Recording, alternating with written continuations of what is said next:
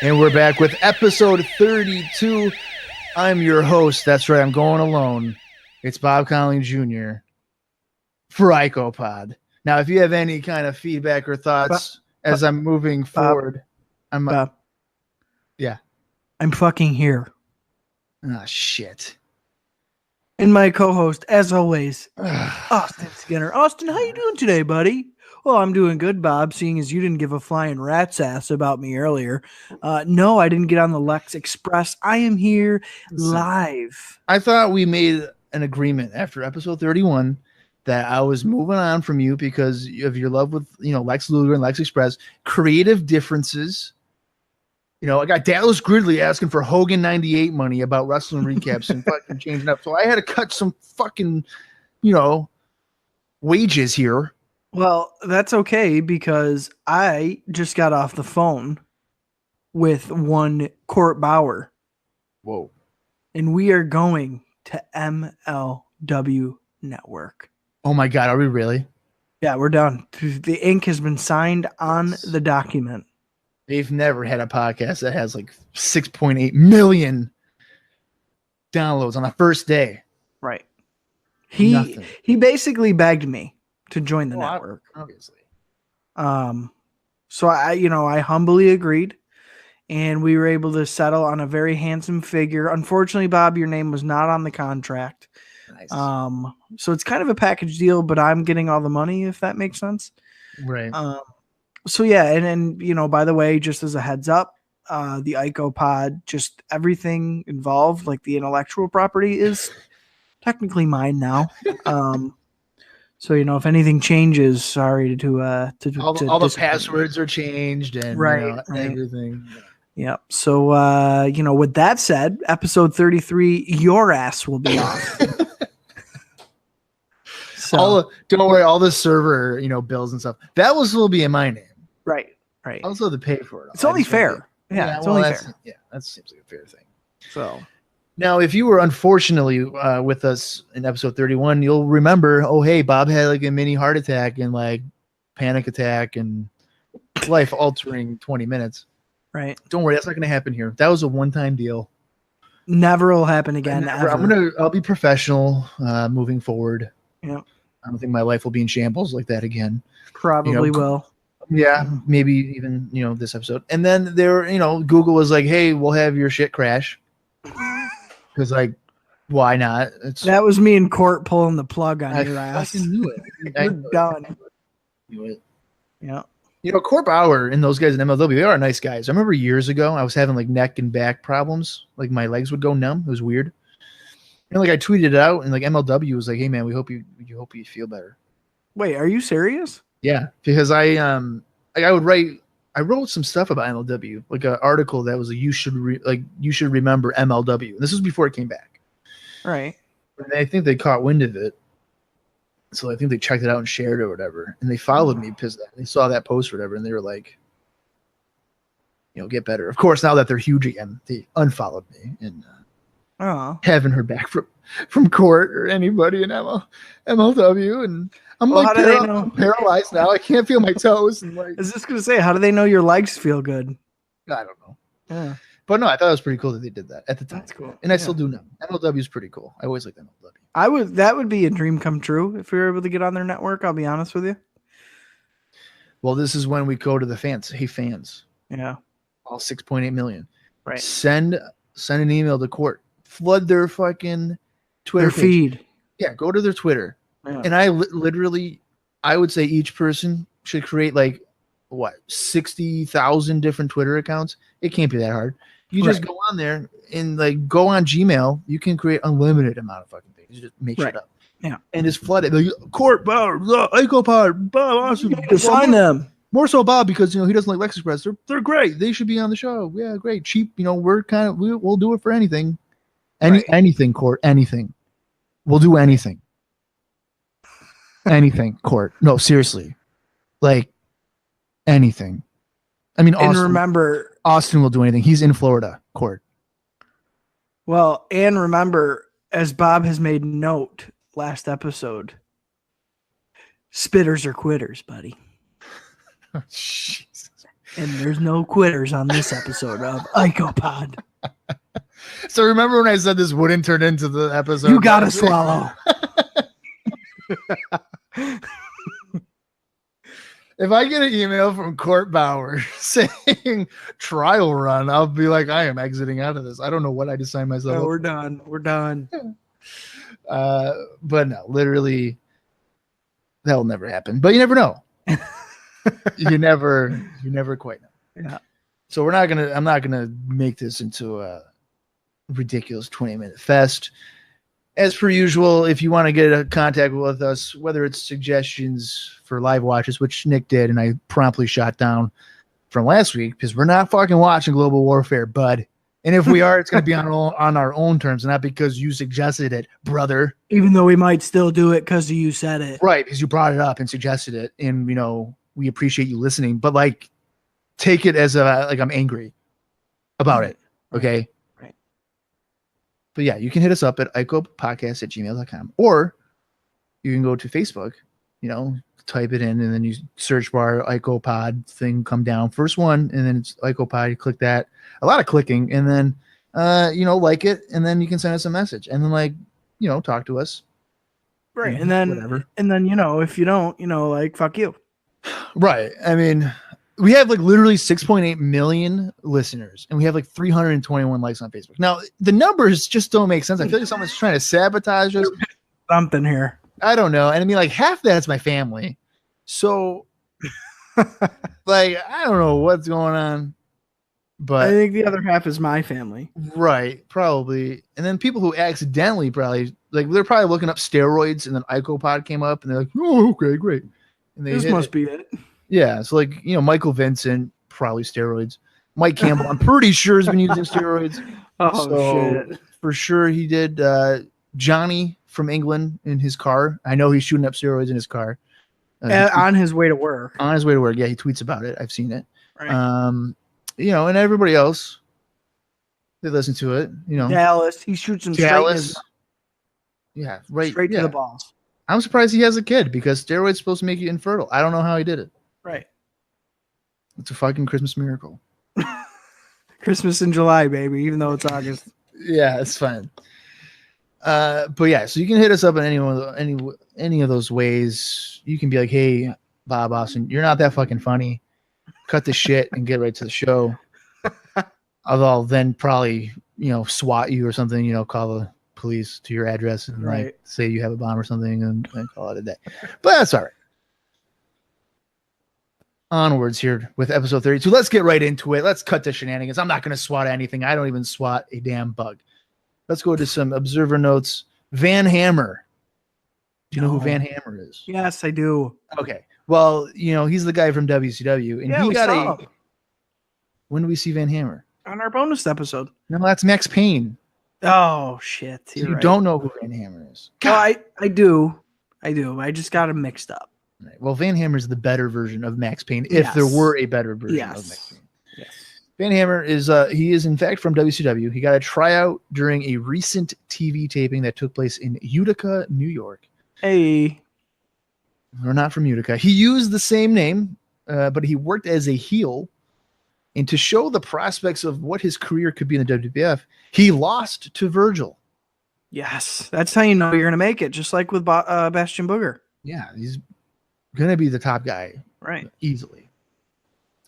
It would appear that several names will be leaving the company as the WWF is cutting back to only one house show with double shots ending on August 15th. Now, here is a list of men. I'm going to get choked up. A list of men that are leaving the company. I'm going to probably go through this a little slow because I'm going to miss these guys a lot. The first one is really going to just break my heart, and I don't even know if I can continue. Damien Demento. Just looks like a Band-Aid, Bob. Rip it. Damien Demento. Oh, my God. Oh, fuck. It's getting me, too. Oh, fuck. The outer reaches of my mind, but he'll never leave my heart. The inner reaches. The inner reaches of my heart. You will clog my arteries. The second one to leave, there's a kind of a long list. The greatest backstage interviewer ever, Terry Taylor. No. I know. Austin, it's okay. We'll get through this together. Hey, Scott. So you have a match tonight. How's that going to go? Yeah, you like wrestling? Hey, how are you? Hey, so does that guy hit hard or what? You know, that bullshit. All right, go back to acting. Right. The next one here is one of my heroes from the Royal Rumble, Bob Backlund.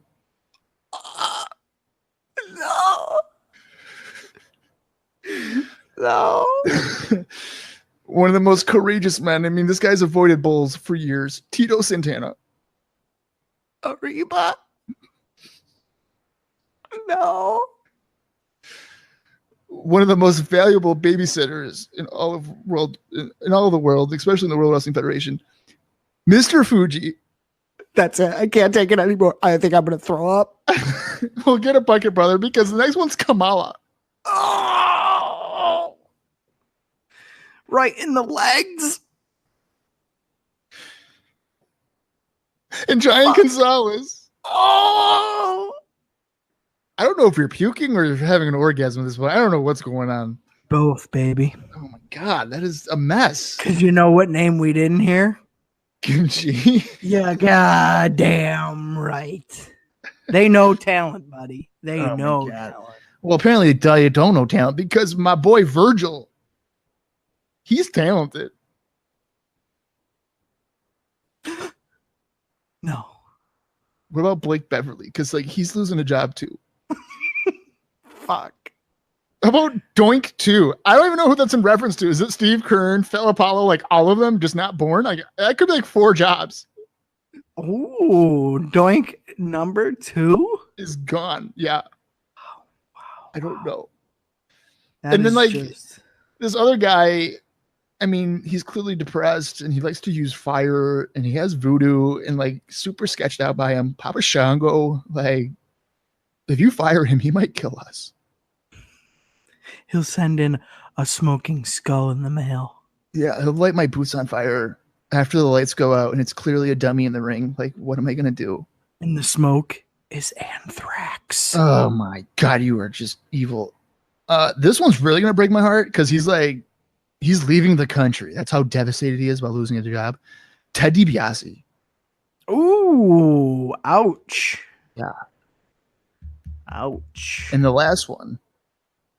Don't say it. Is a guy who encourages whores, calls them out numerous times in the ring.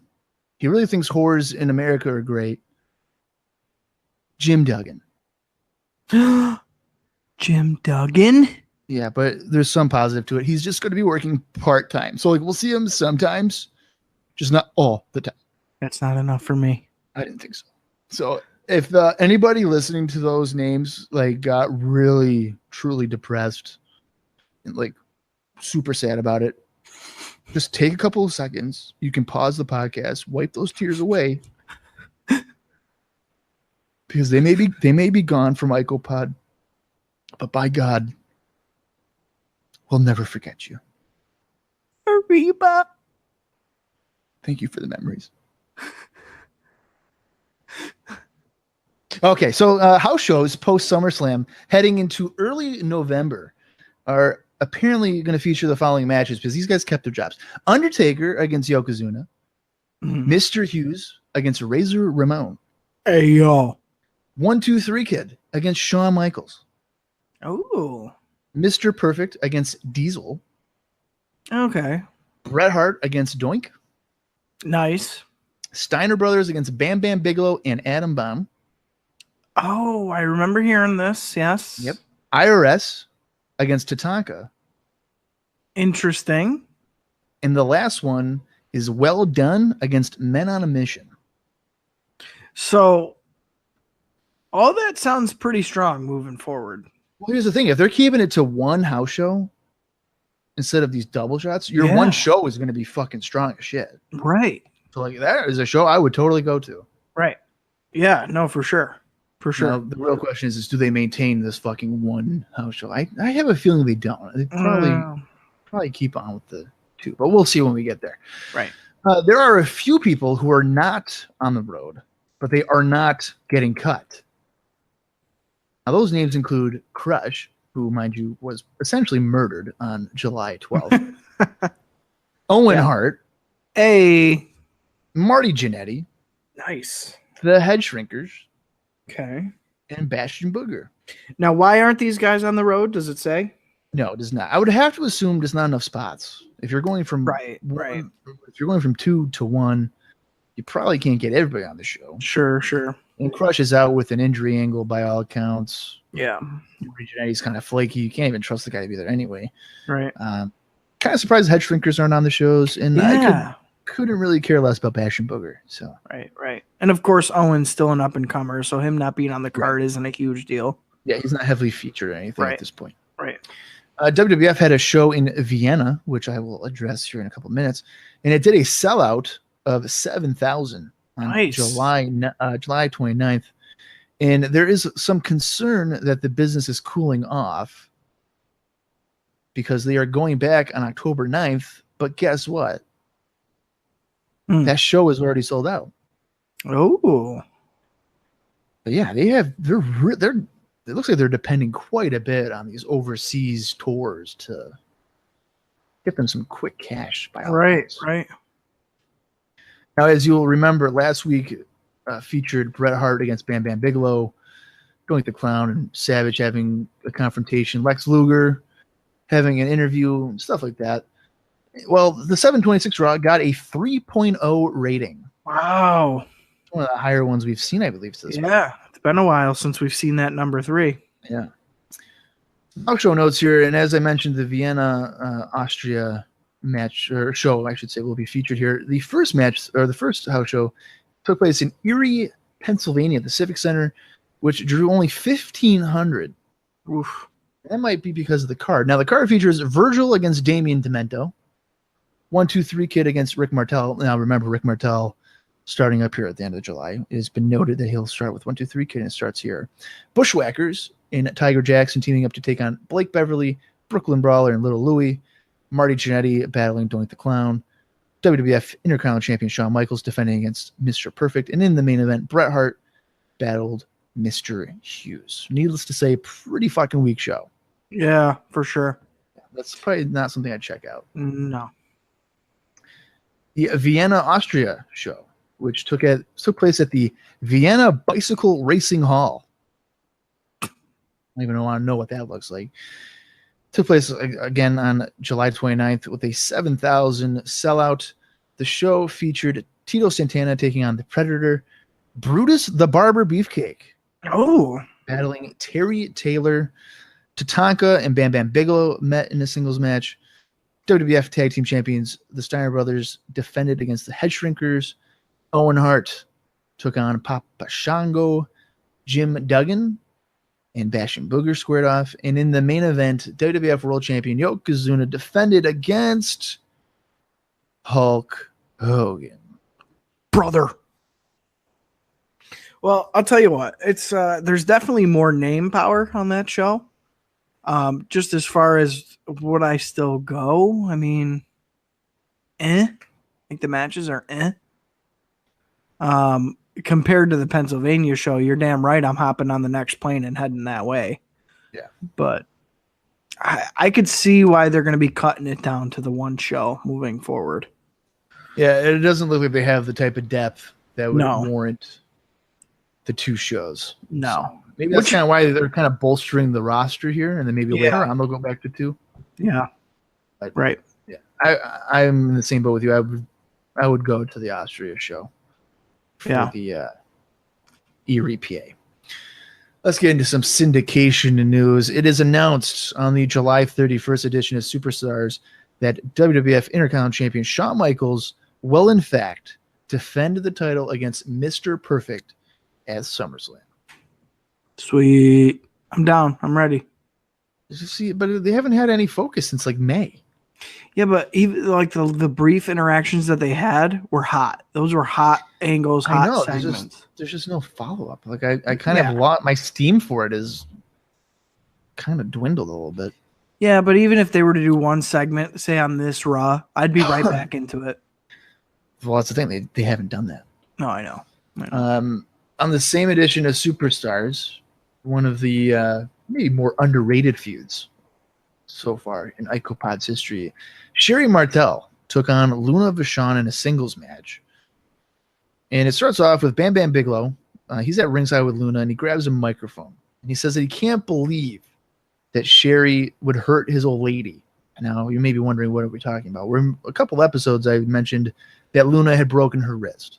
Mm-hmm. And this is an episode where they focus on her wrist that is sporting a cast.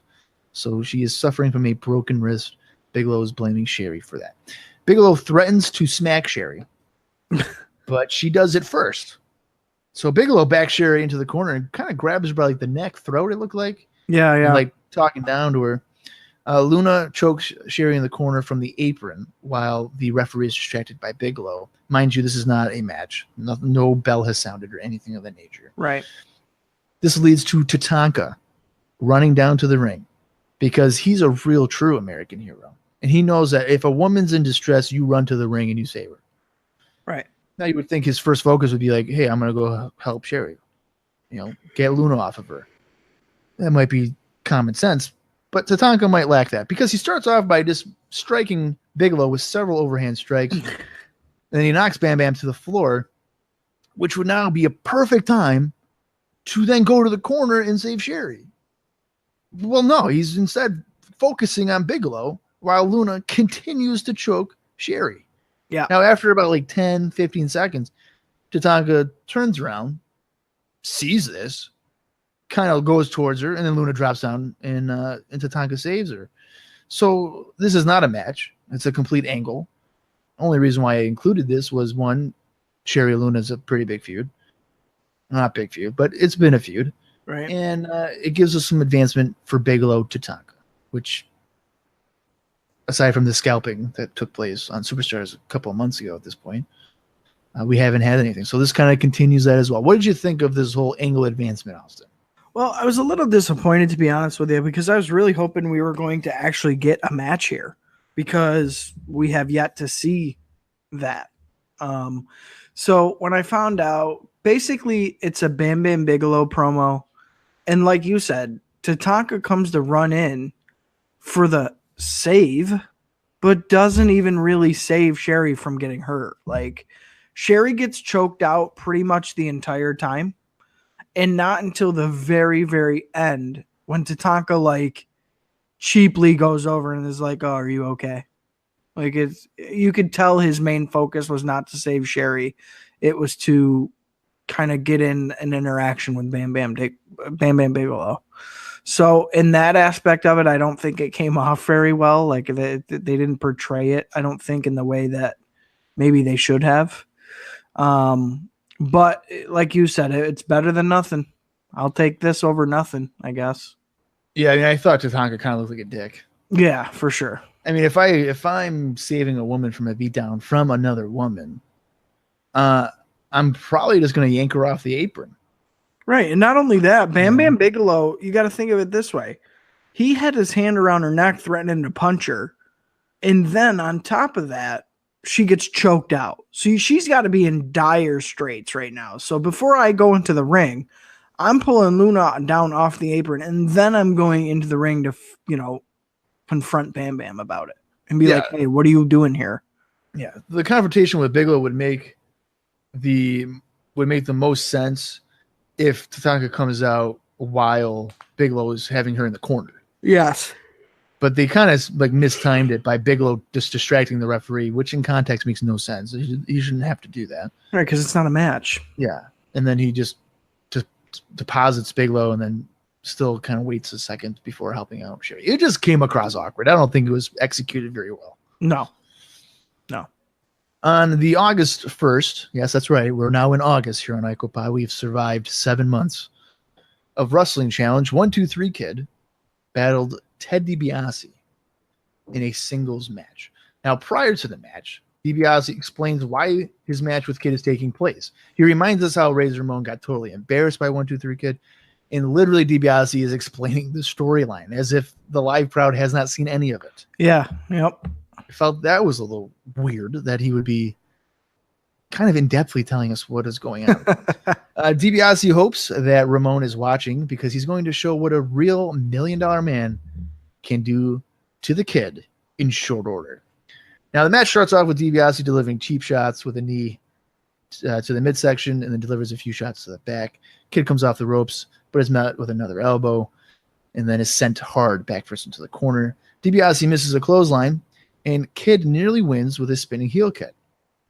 Spinning heel kick, I should say. Kid takes DiBiase down with the backside for another 2 count.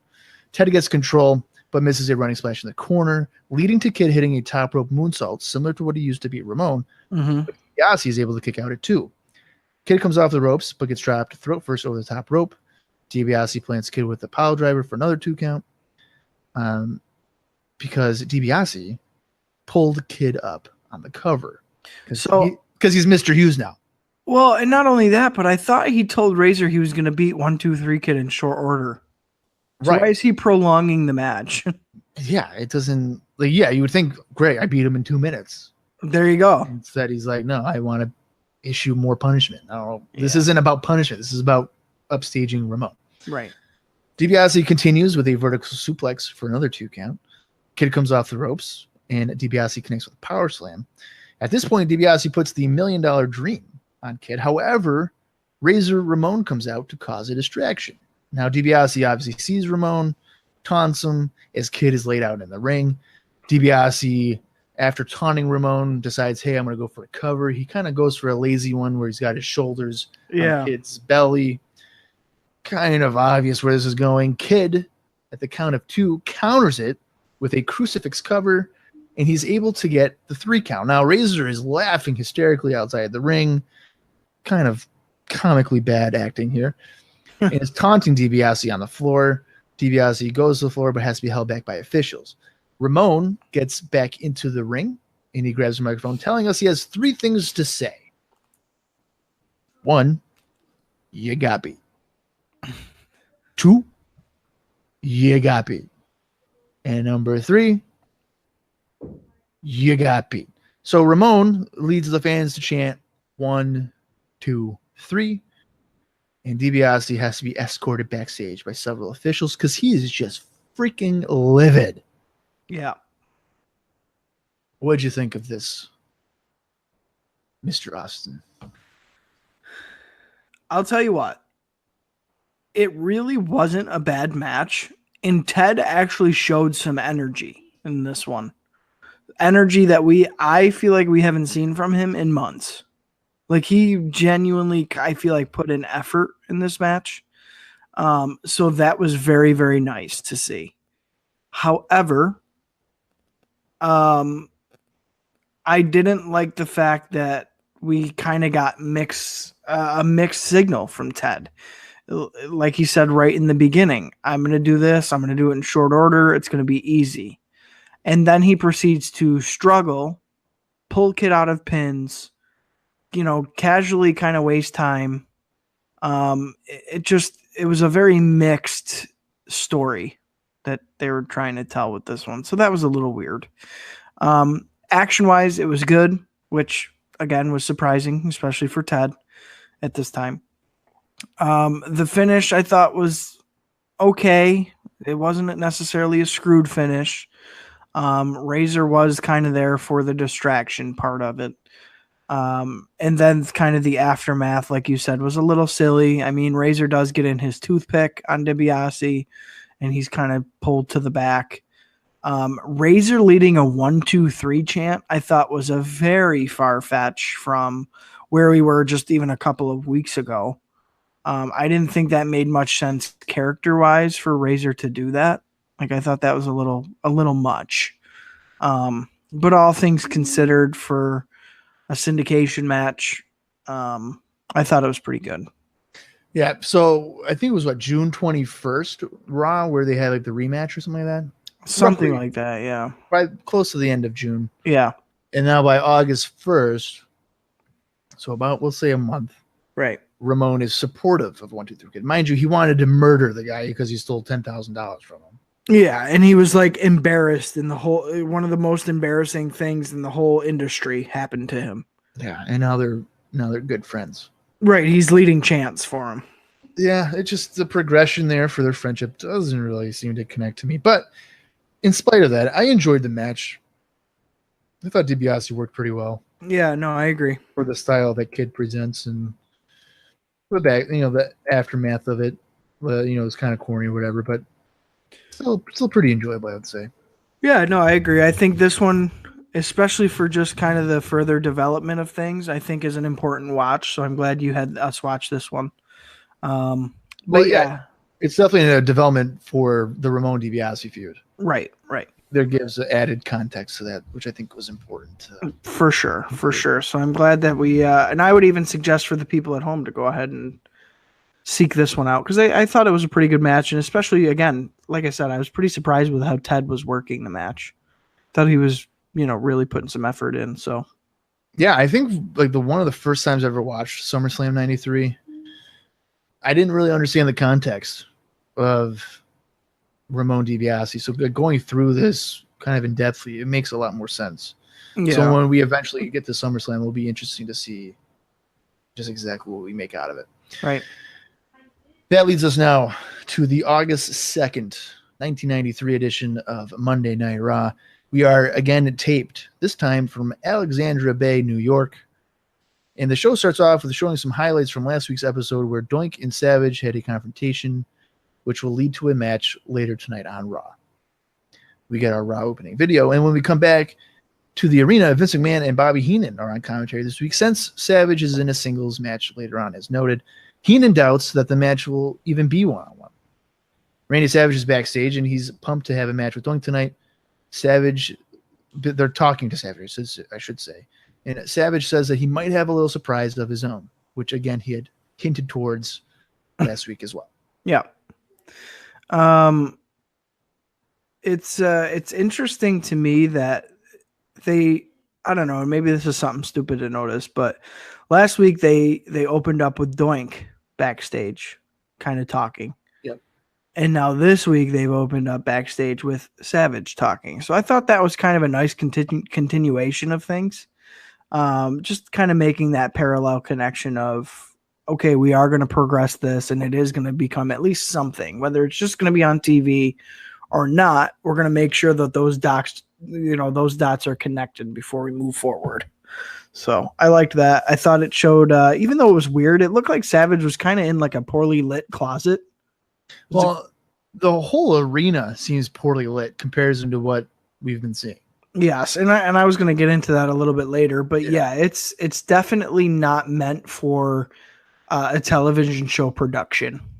Like you can tell, Yeah, 100%. This is an example of them, I would say, scaling it back. Yes, yeah, where they probably got a deal on the fucking, the venue. Yeah, I would have to think so.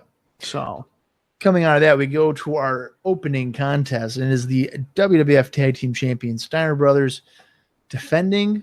Oh, wait, no, they're not defending. No, they're just taking on Barry Horowitz and Dwayne Gill. Not to say that Horowitz and Gill don't deserve a title shot. After all, Lex Luger is getting a title shot for just slamming a guy. So right. It is noted on commentary that the Steiner brothers have signed an open contract to take on any tag team at SummerSlam. Now, who would you maybe think the Steiner brothers would face at SummerSlam? If it's an open contract, I mean, anybody could do it. Well, I guess storyline wise, do you have to go with Money Inc.? Or if it were me and I was, being like, oh my God, I'd have fucking the Head Shrinkers challenge them.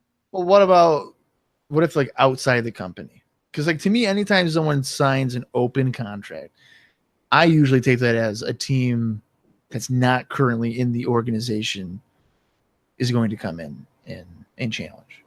Oof. I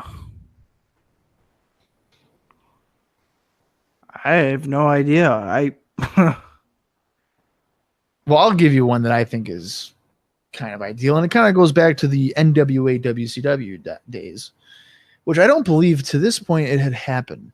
Okay. I could be wrong, but I don't think I don't believe it's happened on a large scale. Why not bring back the Legion of Doom? Oh, that's who came to your mind? Yeah, I was like, why not have Animal and Hawk show up SummerSlam in Michigan?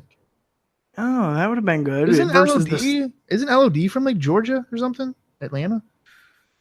I have no idea. Michigan?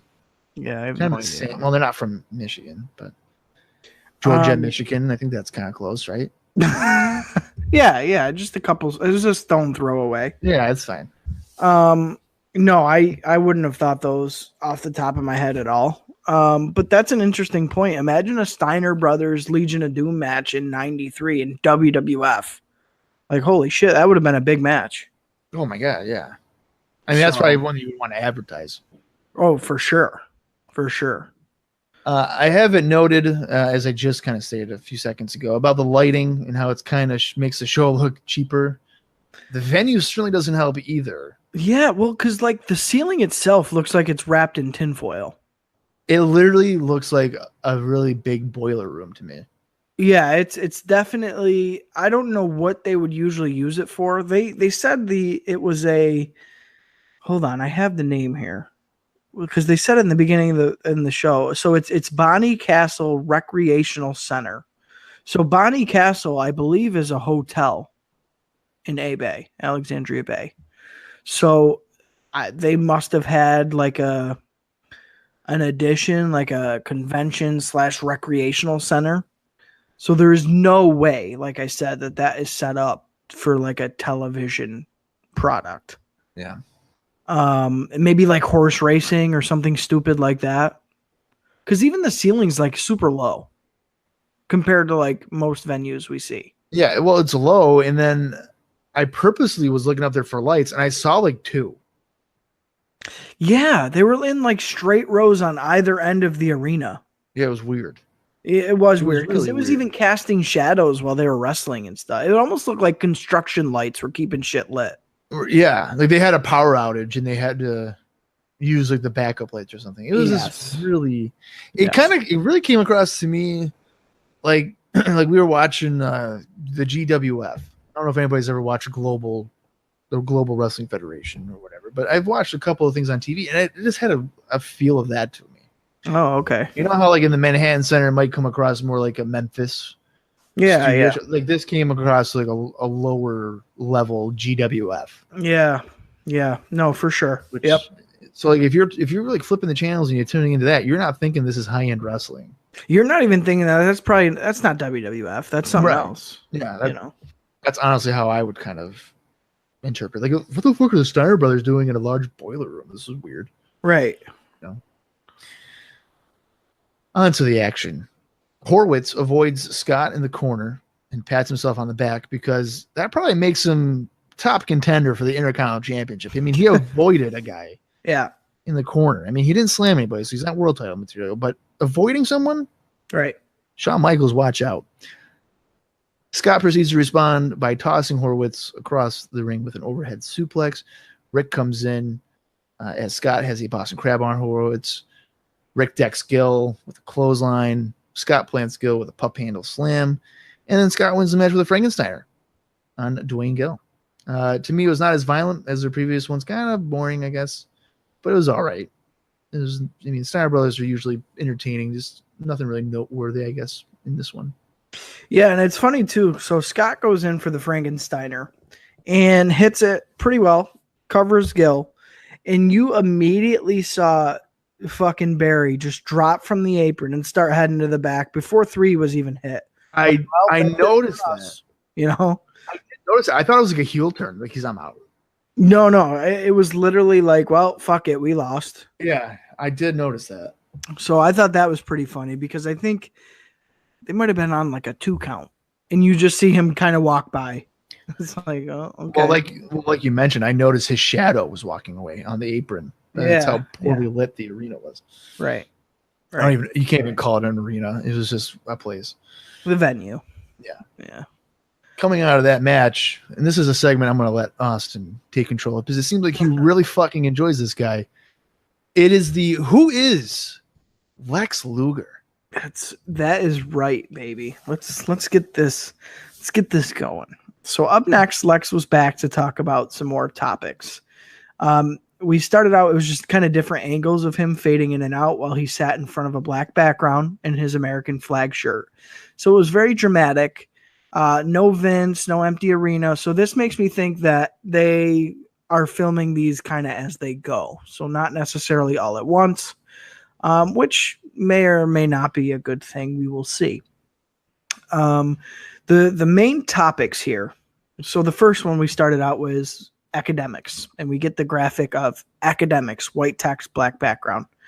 And Lex explains that his dad was never really that interested in sports, and he was more interested in arts, music, and specifically academics. Lex says that his dad wouldn't let him do sports unless he got straight A's and joined something like band or chorus to make him more of a well-rounded student and individual, which I thought was interesting. And he proceeds to move on. So next was identity and self-esteem. Again, we get the white text on the black background. Lex says that he grew up very shy, and that many of his friends now laugh or surprised to see him on TV. They didn't expect that from him. He didn't go to school dances, and he really just focused on sports to do his talking for him, because he explains that he moved around a lot as a kid. So it was hard for him to make friends. In order to make friends, again, he relied on sports in those types of settings. A lot of people growing up, and even now, he says, have mistaken him from seeming arrogant just because he excelled in sports that he participated in and other facets of his school life. Again, I thought all of this seemed pretty genuine from Lex. Oh my God. I liked it. If somebody's writing all this for him, he's doing a decent job of delivering it. If it is his own backstory, like, I'm interested. If it's not and it's bullshit, somebody's, making some decent shit up. It's pretty basic. I mean, it's a pretty basic story. Like, oh, my dad wanted me to do good, so I did, and then I got into sports. Like, that's basically what he's saying here. But again, I think them trying to flesh out who Lex Luger is good. Because for me, when it comes to a character, you can't just tell me. You can't just, he's the narcissist. Okay, why? Well, he looks in the mirror. You have to like spell it, like show me. Like, this is why he's like this. Show me why. So hopefully we're getting on that path. Like, as the all-American, again, he grew up, he was told to get good grades, he did sports. I feel like they're trying to get it there. They're trying to take a shortcut to get it there. But nonetheless, they're trying, which usually in this time, I feel like half the time they don't even try. They just do it.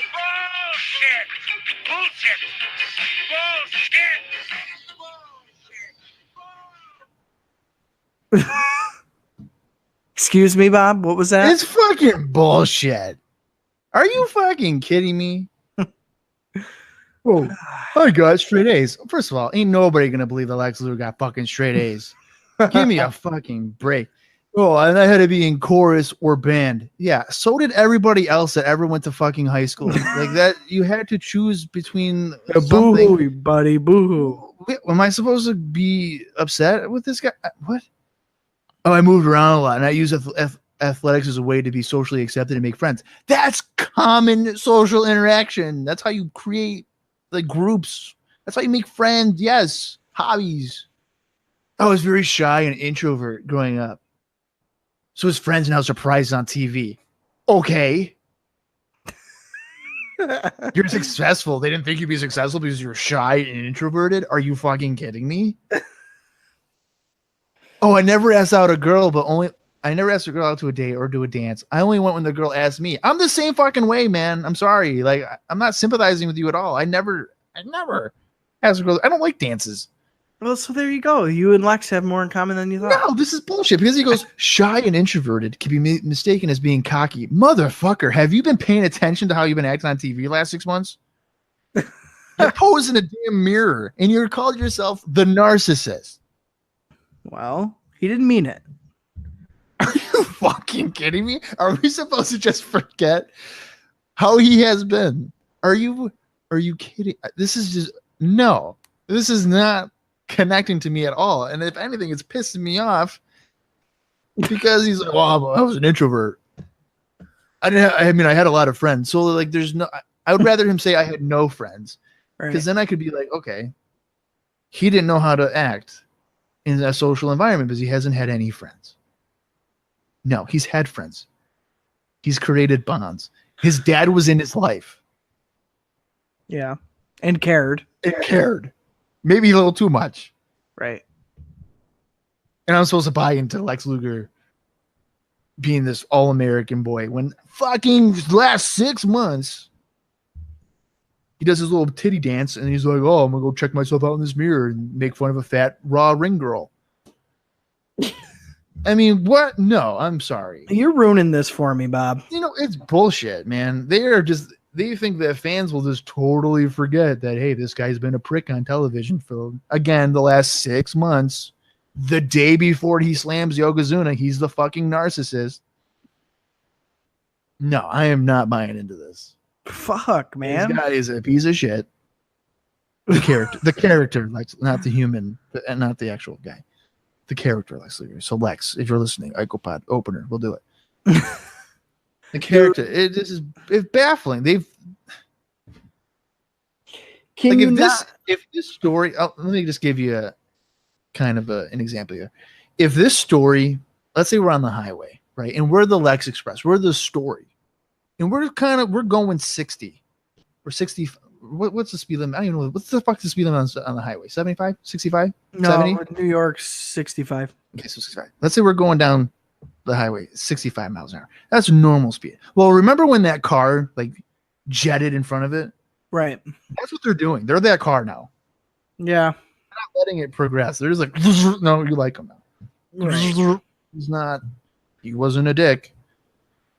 No, I'm sorry. I'm not buying in to any of the bullshit that he just fucking spit out. I'm sorry. Not buying it.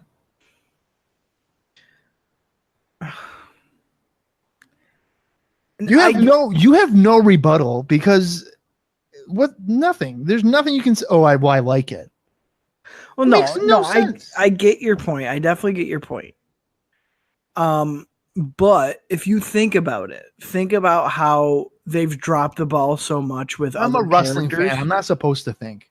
Well, right. I don't know. Like look Yokozuna, for example. Look how they've let his character fall by the wayside. How good he was. At least they're trying to put some kind of a decent amount of effort into making this character work, because I feel like they really didn't even give Narcissus Luger a fair shot. Like they really didn't. Like they brought him in with some hype and then kind of left him to his own devices, and like there you go. That's what you get. God, I'm gonna go eat some Tide Pods right now because you're driving me fucking nuts. You're trying to find any way to give this guy a break, and you know what? No. It's just not good. It is annoyingly awful. This is, even if any of this is true, that, I had to get straight A's. I don't know if anybody's listened to his promos starting in 93 until like he fell off the face of the earth in 2001. He does not sound like a straight A student of English language. I mean, I'm not claiming to be straight A's. I'm like a straight C+ to a B+ tops. Right. Okay. Lex Luger is not straight A's.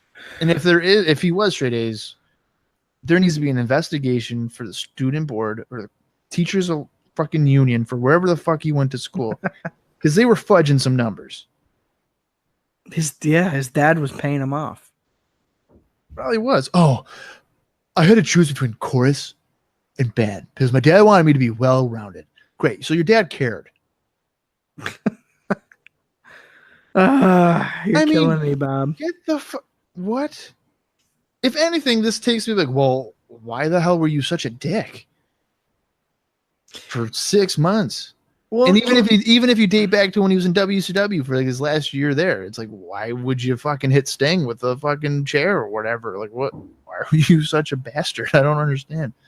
no, it does. It brings up more questions than it gives answers for sure. They didn't address steroids like they said they would, right? Yeah, right. And that's another thing that I was going to bring up. There was no mention of anything like Is that. he going to admit to using steroids, you think? No. No You way. think he'll say, I never did them? No. Oh, my dad kept me on the right path, so I didn't have to. Oh my god. I didn't have to do that. If he blatantly lies, Oh, he will. He definitely will.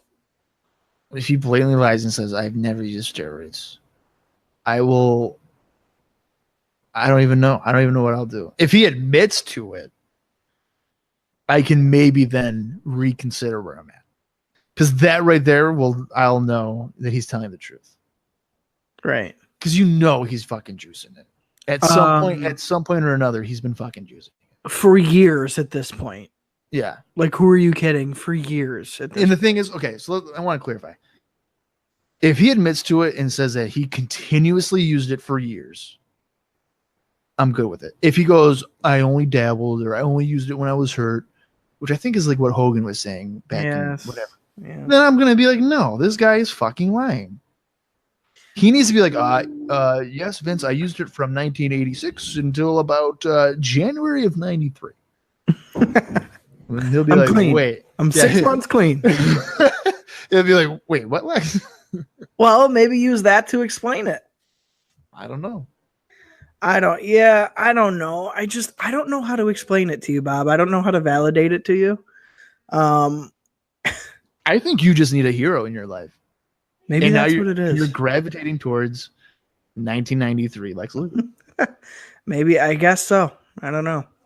Yeah, I don't know. I'll tell you right now, I don't fucking like it. And I'll Thanks, tell you right now, thanks. It's going to continue next week because next week Lex Luger will be on Raw. Mm-hmm. And that's because he'll be having a confrontation with WWF World Champion Yokozuna. Now, the confrontation will be a contract signing. Right. Now, I'll remind you that back leading into WrestleMania 9, there was a contract signing between Yokozuna and Bret Hart. Though I don't believe that took place on Raw. That was the Superstars. Yeah, that was, right?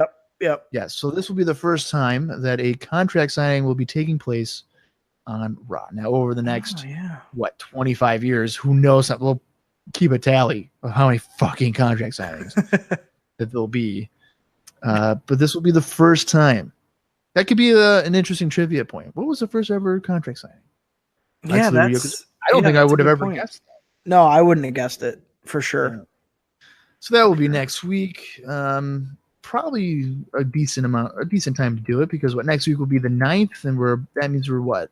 2 weeks? 16, yeah, about 3 weeks away from SummerSlam. So it's on the 30th. We'll have the 9th, the 16th. Oh, 4 weeks. Because it's on the 30th, so it's quite a bit away still. Coming out of that huge breaking news, we have our second match of the evening. It's one of our personal favorites. It's Adam Bomb. And he's taking on a guy with 2 first names, Tony Roy, so you naturally cannot trust him.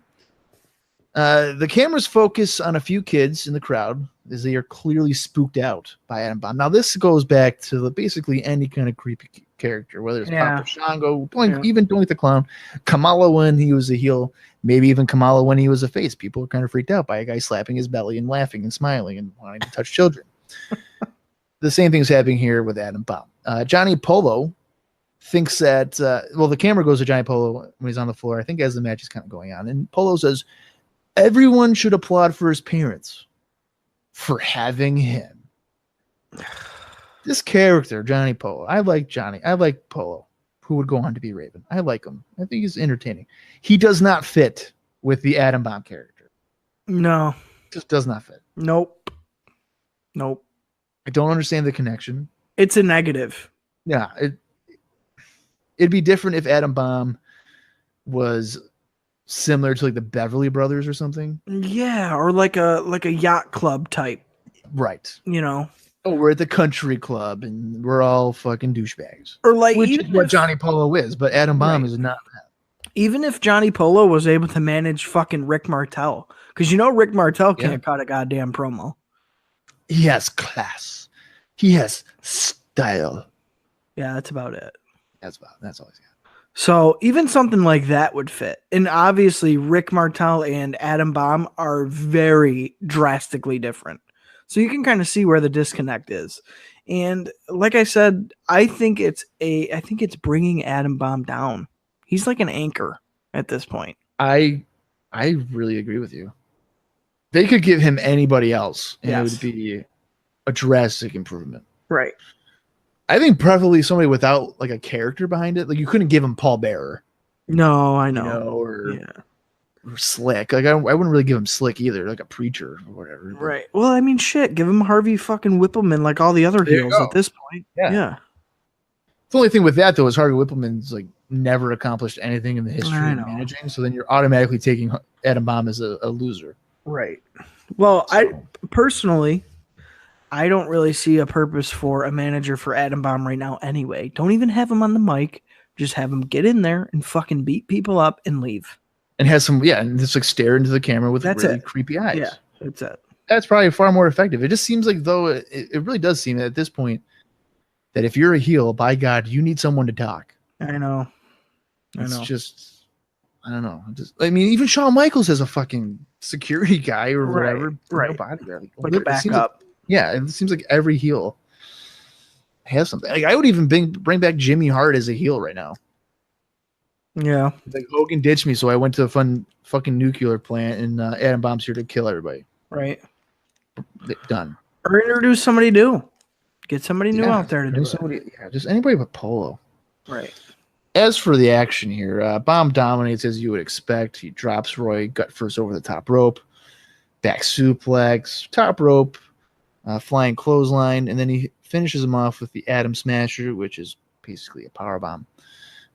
Crowd still isn't really reacting to Adam Bomb. I'm still enjoying it, so I don't know what they're not really getting out of it. So I just hope that despite the lack of crowd reaction, that he continues to get a decent size push. Well, yeah, and you know what too I noticed with this match was there was a couple of things where it looked like Bomb wasn't either comfortable or was having an off night or something, because even like his jumping clothesline off the top, it didn't look very good. Like it was supposed to be a clothesline, but it was almost like the either enhancement guy was too close or he was too far away. Didn't he like fall on his hip or something? Yeah. It didn't look very good. His attire here tonight is not nearly as polished as it looked last time we saw him on Raw. Like he just had flat black gloves, black boots. His singlet was mostly black, had some orange on it, and his knee pads had some orange on it. So I don't like that they're still treating Adam Bomb as like a developing project. Like, let him be Adam Bomb, stick to what you had, and move on. You know what I mean? I feel like they're still trying to swap stuff out with him, and it's too late for that. He's already been on TV for weeks. Like, stick with what's working and go with it. So the fact that they're even kind of unsure about what he should be wearing, what his finish is, whether it's the clothesline, the power mount, like we don't know. It's too bad, because I still like Adam Bomb and he's still one of my favorite guys on the roster, even after this relatively poor showing. But it's not going to last long if they don't figure it out. It's not going to last. Well, I would say the power bomb should be his finisher. I think we've made note of that. Yes. No, I agree. I agree completely. But I feel like they're still resorting to going back to that jumping clothesline thing. I know. I don't know if they want to be focusing on his agility or something. I guess as a bigger guy, like, it makes sense. But again, this is gonna sound weird, and I'm gonna jump ahead a little bit in terms of our time frame. So, obviously Undertaker is a pretty agile guy. Yeah. Okay. In like 4 or 5 years, a guy Kane comes around. Glenn Jacobs. Right. If Adam Bomb sticks around, Brian Clark, could you see him as Kane and pulling it off? Oh. That's a very interesting question, and my mind immediately says yes. That's what I'm thinking. Because I think he's better than right now in 93. But if I'm comparing 93 Adam Bomb to 97, 98 Kane. Right. I think Adam Bomb could do, or Brian Clark could do the Kane gimmick. Well, get it over. Is Glenn Jacobs bigger, though? He's probably bigger then. See, that's the thing. I don't know. I know they might be relatively similar because I think they are close. Yeah. Maybe I don't know. I don't want to have any dead air, so I'll just continue to talk as I'm just casually looking up how tall these guys are. Well, I was gonna say, I think personally, if they wanted to really get over the aspect of agile monster, then absolutely you could go with fucking Brian Clark as Kane. I think that's a really good idea, actually. And I never even thought of that because he's kind of got that mystique about him as being kind of like, I don't know. It's such an interesting, I never even would have pictured it. Okay, so Brian Clark is 6'6". Okay. That's his build height. Right. Kane's build height is 7 foot, but I don't think Kane's 7 foot. Yeah, probably not. Because like Big Show's 7 foot, or his build is 7 foot, and isn't Kane noticeably shorter than him? Yeah, he's shorter than Big Show. Yeah, so he's probably like 6'8", maybe. I'd even say, yeah. Well, because Undertaker's build is what, 7 foot, and he's probably only 6'10". Is Undertaker build like that? I think Undertaker's build is 7 foot too, ain't he? I'm gonna find out. I don't know. Undertaker is built. He's 6'10". That's his build height. No, it is 6'10". Well, all right. Okay, so if Undertaker's 6'10", I'm sorry, but Kane is not 7 foot. No, There's for no sure. way. For sure not. For sure not. No way. So yes, I think long story short, yes, that would have worked. I think he again, if they were focusing on the agile monster Kane, yes. Now, 97, they kind of weren't really focusing on that. Like he was more of a static kind of Frankenstein. Yeah, I mean he doesn't get that like till like early 2000s, I think. Yeah. So it's an interesting dynamic. I think it really would have changed the Kane character quite a bit, but it might have even been like more badass, I think, if he was doing it. Yeah, maybe. And I think maybe some people would be like, I don't know, man, Adam Bomb, Brian Clark, Kane. Well, if you kind of fast forward a little bit to, let's say, 2000, when there was a team named Chronic in WCW, Brian, or even as Raph in 98. Yeah. Brian Clark gets fucking jacked. Oh, he's huge. He's huge. Like his meltdown move was like super over. Yeah. You know, and if we eventually get to that time frame, you know, you can circle back to this one of these episodes and be like, wow, they weren't kidding. He was could have been a much bigger deal. And of course, Kevin Nash was like, no, and then he killed him off. But right.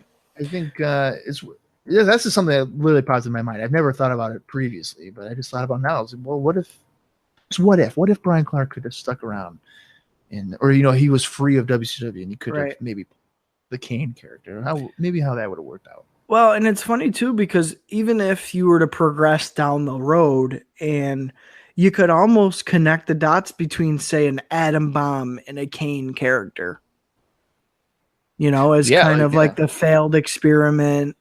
Right. And then he's going to hide his body, hide his face, his green eyes, his tongue. He's going to put the makeup, you know what I mean? Well, the thing is, so like he's obviously, he doesn't have a mask now. Right. Let's say in 4 years, people could be like, yeah, that nuclear reaction, you know, originally was just impacting his eyes and face, but it's kind of gotten worse. Yes. Yeah. Like it's like transformed his face. Like he's disfigured and pissed off about it, whatever. He can't talk. He's mute now, whatever the case is. Right. I think there could have been character death there, but we'll never know. That's just Bob randomly thinking of stuff. Yeah. No, it is. It's a very interesting question. if anybody that's listening to this, maybe you have an opinion on that, let me know. Let us know. Yeah. And I can read on the air at a later date. Speaking of later dates, next week on Raw, it's promoted as saying that Tatanka, my boy, even though we're kind of on shaky grounds right now, he hasn't been doing that great. He'll be in singles action against Mr. Hughes. Yeah, and then they hyped it up again with that video package that they've been doing like last week or so to make matches feel bigger. Yeah, but this one doesn't make it feel bigger to me.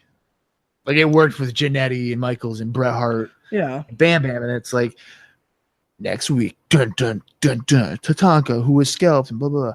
Dun dun dun dun. Takes on a guy whose sunglasses surprisingly never come off. Dun dun dun dun. Mr. Hughes. Dun dun dun dun. Next week on Raw. Yeah. No, I'm sorry. I'm not looking forward to that, and I'm a Tatanka guy. No, I'm not either. But at least I guess they're making something out of nothing. Yeah, I guess. Probably a match that I'd say I'm maybe more excited than I should be compared to how I wasn't that excited about Doink and Jannetty.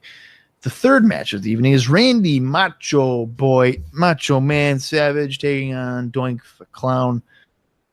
I'll let Austin take this away, considering I'm pretty sure you thoroughly enjoy both of these guys. Oh, yeah. So Doink rides out to the ring on a unicycle, which, again, props to Matt Bourne for going all out with this thing, because I almost would be willing to bet that prior to being Doink, Matt Bourne could not ride a fucking unicycle. So I thought that was an interesting kind of thing to bring up. Out next was Savage, and he was in his red, white, and blue attire and Macho USA jacket. So it said Macho USA on the back. Do you think he's changed his clothes in the last 4 weeks? It doesn't seem like it. It's the same fucking gear. I'm telling you. Doesn't seem like it. Yeah. I don't know. Savage stopped at the commentary table to say hi during his greeting of the fans at ringside. And I gotta say, I hate to burst his bubble here, but his hair and beard were looking way too dark here. Like he really over-dyed it. It was like black. It was like jet black. Maybe it's the lighting in the arena. It could be. But that's one of the first things I noticed about Savage. I was like, oh, that's looking like Nash circa 2011 dye job. That's I would say that's an accurate comparison. Yeah. So, I had to overlook that as we kind of got into things. Bobby on commentary said that Savage and Crush will be sharing a bedpan soon because Doink is going to take care of him tonight. Which I thought was pretty fucked up, especially seeing what happened to Crush. Savage, kind of before the match starts here, he checks under the ring for another Doink and decided that the coast was clear, so he doesn't find another one. The bell rang, and Doink cowered in the corner. Savage was really pumped up here and ready to go. So when they finally locked up, it was good, and Savage was able to duck a closed fist to kind of show that, hey, Doink, I'm onto your tricks tonight. Doink bit his forehead, and Savage stormed out of the ring, grabbed a chair, tried throwing it in, but the ropes blocked it. So the chair fell back down on Savage, and then he attempted to drag it in under the bottom rope. It was very clunky, but he was able to get the chair in the ring. The ref stops him, and Doink is able to get a cheap shot in. So all of that, and then nothing even happens. Struggling to get in the ring with the chair. Well, when he's trying to get in the ring, I remember watching it and then thinking, Savage probably thinking in his mind going, oh man, these fucking ropes every time I try to get a chair in, I can't fucking do it. I guarantee you he was frustrated because it seemed like when he didn't get it over the ropes, he was just going to roll back in and be like, fuck it. But the chair fell down on him. So he was forced to grab it and try to get it. And of course, it's one of the arena chairs that it doesn't fucking fold up. Which would probably hurt like a son of a bitch if anybody got hit with it. Yeah. So, Savage was probably fucking pissed. You're right. Back in the ring here, Doink slept on a Boston Crab, and it looked like his gums or something were bleeding, or he had a busted lip maybe. He had some blood on his teeth, so in his mouth. I kind of thought it was his paint. Oh, maybe it's his paint? I don't know. He doesn't have that much red paint, does he? Yeah, I don't know. I think I remember, seeing that, but I didn't think he busted his mouth. He could have. I don't know. I kind of took it maybe. Yeah, I don't know. Yeah, maybe it was paint then. Maybe, I don't know. It sounds cooler if he busted his lip though. Yeah. So yeah, he chipped a tooth too. Right. Okay. Doink continued to work the leg. Savage kind of took back over at one point and was able to send Doink to the outside with a knee to the back. And as we went right into commercial break here, we saw Doink send Macho into the post on the outside. Back from commercial and back in the ring, Doink was able to work Savage over with some holds and even a nice belly to belly for just a 1 count. Doink was sweating his ass off. And as he held Savage in a little stretch, he was like visually dripping sweat. And well, there's no air conditioner in that joint. No, for sure. Yeah. For sure. Savage swung wildly after getting out of it. So he's like kind of playing that he's out of it, but was unable to connect with Doink as Doink basically continued to wear him down. Doink went for a whoopee cushion, but Savage was able to get out of the way. And Savage had barely any offense in at this point. But once he was dumped out to the outside by Doink, he crawled onto the ring. And I'm thinking, okay, he's going to pull out a second Doink because that's probably what the finish is going to be. And he'll get like the second Doink ejected or something. Nope. Sure enough, from the other side of the ring popped a little person in a Macho Man costume and mask. They called him on commentary the Macho Midget. And as the camera zoomed in and we got like a full-on shot of the guy, you could even hear him under the mask do a little, ooh, yeah. It's like, it's ridiculous. So Doink obviously is going to chase this little down. Savage is able to cut him off by popping back out from under the ring and kind of he pummeled Doink a little bit on the outside. He rolls him back into the ring and basically off a distraction from the little Macho Man, got a roll up for the 3 count. Now, following the match here, Doink argued with the ref and Savage, so he's kind of arguing both back and forth with them. The little guy came up behind Doink and bit him on the ass. And Randy, at that point, threw Doink out of the ring and posed with the Macho Midget. Bobby asked Vince where Savage got that little guy, the discount store. And that kind of led us into Savage putting the little man up on his shoulder, and they played to the crowd.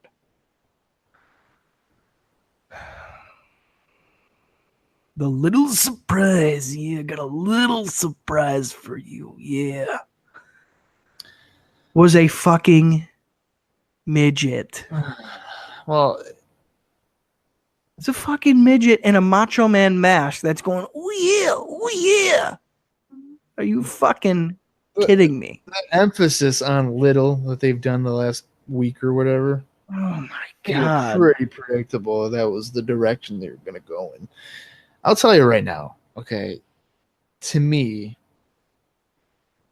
this is not a knock on Doink. I don't want it to come across like that. For me, this greatly diminishes the credibility for Randy Savage. Yes. He got a beating for 95% of the match. 90% of the match, absolutely nothing.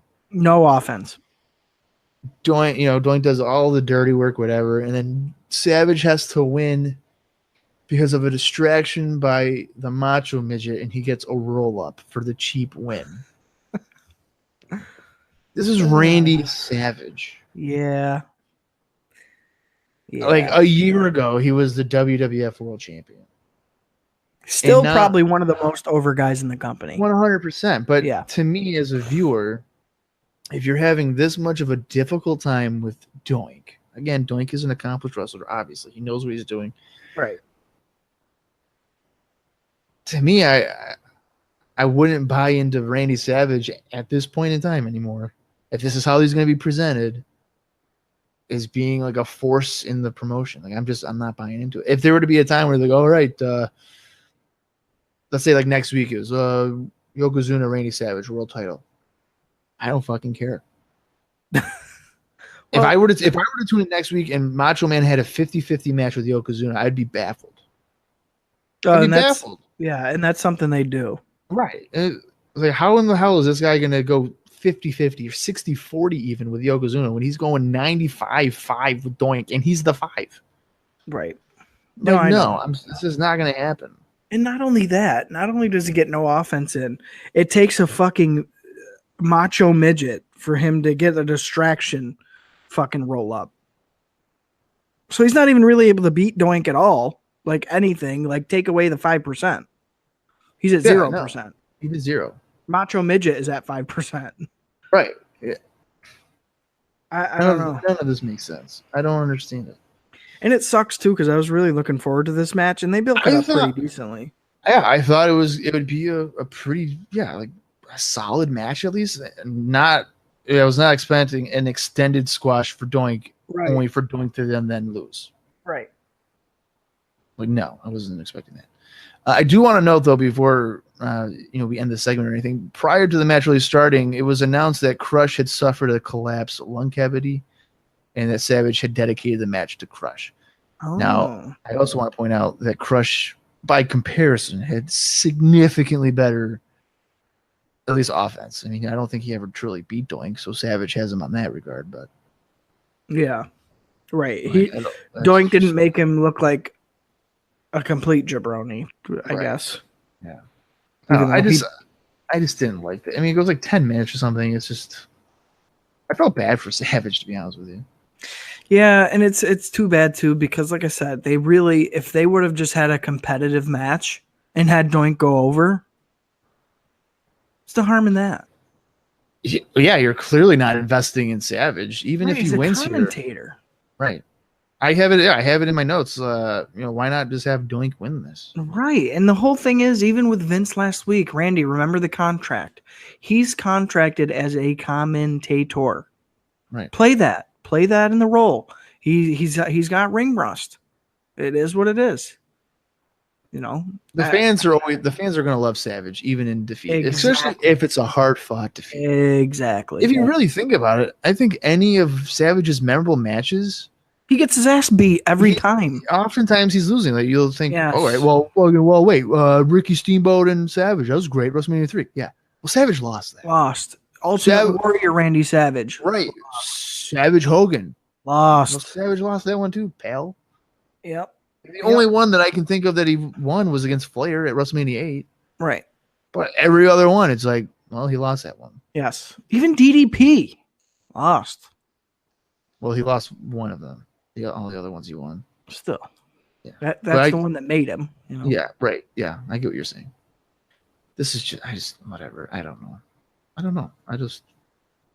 It could have been so much better, and it wasn't. The fact that they resorted to a macho midget to make a match between Matt Bourne and Randy Savage work is pretty sad.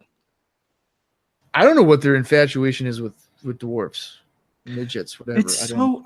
It's like archaic and so old. It's such an old trick. You know what I mean? Yeah. It's like the bygone era of where wrestling was a circus show. You know what I mean? And they had the bearded lady and the midgets and you know what I mean? It's like either let them have a competitive match or don't parade the midget around like a little fucking toy. Like don't use him like that. I could just see Vince McMahon backstage just laughing it up. And then everybody around him like kind of like half laughing, but then like staring at each other, being like, "This isn't funny." Is he serious? Yeah, he likes this. Like this isn't good. Yeah. Just a complete disconnect. I don't know. Doesn't get disconnect to me for sure. Coming out of that segment, we get an Ico Pro ad with Lex Luger, and then a Slim Jim ad with Randy Savage, and we get another SummerSlam 1993 report with Mean Gene. Of course, WWF World Champion Yokozuna will defend against Lex Luger, and their contract signing is next week. Bret Hart takes on Jerry Lawler on the show. WWF Intercontinental Champion Shawn Michaels defends against Mr. Perfect. And The Undertaker battles Giant Gonzalez in a rest in peace match. We are only 4 weeks away until SummerSlam 93. Back to the arena, Ted DiBiase has joined the show via phone. DiBiase says that upset isn't the right word to describe how he feels about losing to Kid this weekend. He's more pissed about Razor Ramon and promises to make him pay for what he did. DiBiase doesn't want a man to play the footage and says he'll hang up if they show the footage. So when McMahon says, well, here we go, DiBiase goes, no, don't you dare. And then he hangs up. Yeah. We proceed to see footage from Wrestling Challenge, which we highlighted earlier on in this podcast, where Ramon provided a distraction, allows Kid to get the pin as DiBiase went for the cocky cover. DiBiase obviously flipped out on Ramon as he was laughing at ringside. They didn't show him going back in the ring doing all that stuff. Right. So then, like, McMahon and Bobby Heenan are just chatting it up at the commentator's table. And then the camera kind of sees somebody with a tennis racket. I believe did he have a tennis racket? Mm-hmm. That's what I thought. Walking to the ring, and McMahon's like, what? What is he doing here? And Heenan, you would have thought it was like a long-lost girlfriend that finally walked back into his life. Because he's like, what the hell? Oh, my God. Nuts. Jimmy. That's Jim Cornette. Yeah, that's right. It's freaking Jim Cornette.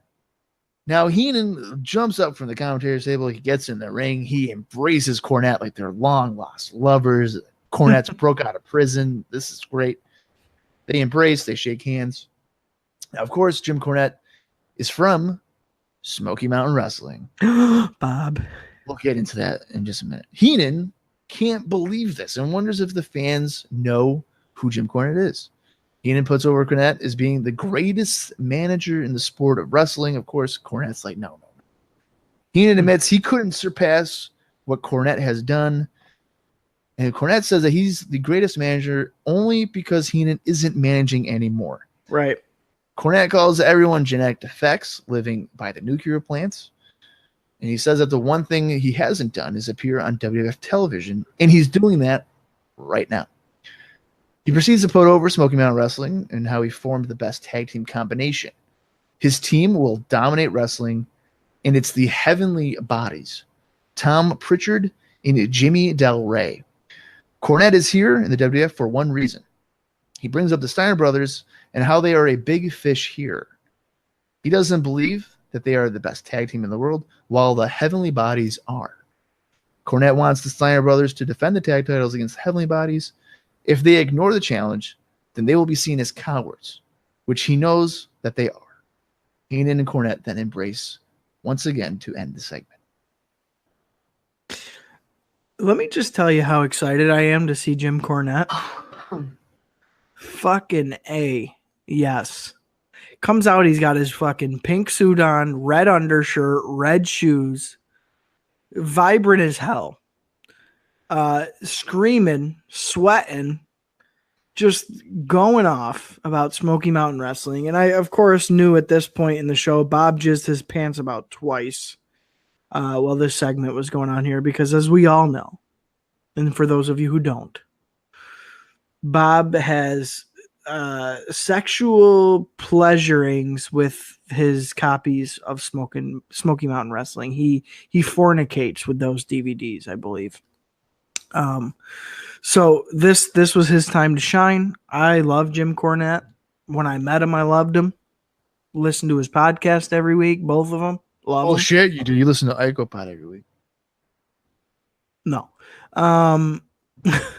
So yeah, I was excited to see Jim. I gotta be honest, I don't have much interest in seeing him bring in guys from his promotion to be on Raw. But I'm gonna give him the benefit of the doubt and hope. I know Tom Pritchard's good.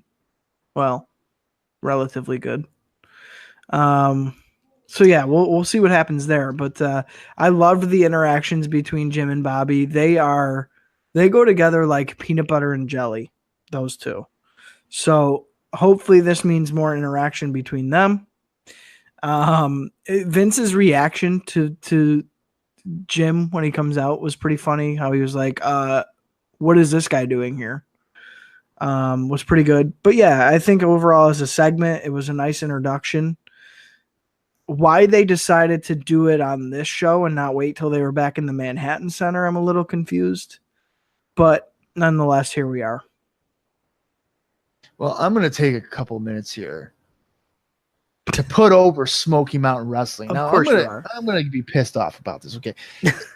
And I think it might have been mentioned here before, and I don't care. I want people to back me up on this bullshit because I've been dealing with this for years from Austin Skinner. Okay, about like 5 years ago, I looked up Smoky Mountain Wrestling on the history of WWE.com. Hey Graham, you're great. And I was looking at the results, and I noticed, I was like, wow, there's a lot of fucking guys that went through Smoky Mountain Wrestling that I never even realized. Like, you know, Kevin Sullivan, Adam Bomb went through there.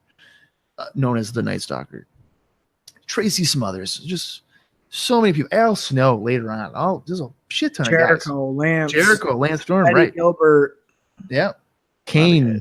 You know, he went through there. A bunch of New Jack and all whatever, all these guys. Yeah. So I'm like, fucking hey, cool. So I'll check it out. So I've reviewed a lot up until I think July '95 to this. I haven't watched it in a while. So you're almost done. Yeah, because it ended in like November of '90. Right. It's especially right now, August of '93. It's like really good, and fucking Austin Skinner, Dallas Gridley, who was trying to get Hogan '98 money from me to revamp WrestlingRecast.com from like last week. It's fucking pissed me off. They've been ragging on me for years about, oh yeah, guys, like we should watch fucking WrestleMania, but Bob probably won't go because he's watching Smoky Mountain Wrestling. Or, hey man, let's go to Buffalo Wild Wings. Only, but Bob, we don't know if you want to go. Are you watching Smoky Mountain Wrestling? Right. Okay. It's very good television. At this point, you got fucking Tracy Smothers and Dirty White Boy having just awesome chain matches. Brian Lee is really coming in as a heel, and you got, you know, Tammy Sitch, who's doing excellent stuff as a heel down there. The Heavenly Bodies, Pritchard and Del Rey and Rock and Roll Express, just killing it every fucking week and all the big shows or whatever. Right. Smoky Mountain Wrestling, Mr. Skinner, deserves a lot more credit and respect than you've ever given it. And I'm sick of it. And I want you to know that right now here on ICOPOD. Well, I'll be honest with you. You better have a true confession of like, yeah, Bob, you know what? Like a typical bully, I made fun of you, but God damn it, I love it too. That's what you're going to tell me. Well, to be fair. Oh, see, here it comes, guys. I'm telling you. I've never sat down and watched the full episode of Smoky Mountain. Get the fuck out of here. You're telling me you've never even goddamn seen the goddamn fucking show, and you're going to sit there and fucking what? Well, you know what? New Japan Pro Wrestling sucks balls. Oh my God, Kenny Omega blows. Oh, by the way, I've never seen him wrestle before, so I can't possibly form a fucking opinion. But I'm just gonna make fun of you for liking him. Are you kidding me right now? And yes, my fucking face is right next to my fucking microphone because I am goddamn pissed off. But if you're listening to headphones, I'm really hoping that Google is like managing the sound right now, because if it's like really destroying your fucking ears, drums, whatever you want to call it, I don't give a fucking flippity fuck. This is bullshit. I'm so pissed right now. You've not even watched a full show. You probably haven't even seen a goddamn full match. I've never been full match. I've seen a full match, but you know what I think? What's the full match? The fucking snow guy, the fucking whatever, Prince Chorus. One of the worst characters in the history of professional wrestling. You probably check that one out, right? No. But you don't want to check out Tracy Smothers against Bobby Eaton, or, you know, oh, hey, Arn Anderson came down for a weekend. Oh, I'm not going to watch that one either. I hate Bobby Eaton. God damn it, man. Nobody hates Bobby Eaton. I hate Bobby Eaton. You're the devil. He's boring. Oh, my. You know what, man? Bobby Eaton is fucking boring. Okay? That's what I think my problem is with Smoky Mountain Wrestling. I've kind of looked at it from the outside and judged it maybe incorrectly, but maybe incorrectly. I've been dealing with this since 2013. Yeah. I don't know. And now he wants to say, you know what? Maybe I was wrong. I don't know. I could not be wrong. I could have opinion very much validated. No, you're wrong. I don't know, man. Starting next week. Jim. No, I like Jim. No, we're doing a complete overhaul. We're starting next week, starting with the first ever show of Smoky Mountain Wrestling on TV. And we're gonna ditch Raw and we're just gonna watch Smoky Mountain Wrestling. Okay? No. Nope. Yeah, no, next week we're gonna do it. I think it's like February 1st, 1992. Nope. We're gonna check it out. Nope. It's gonna be great.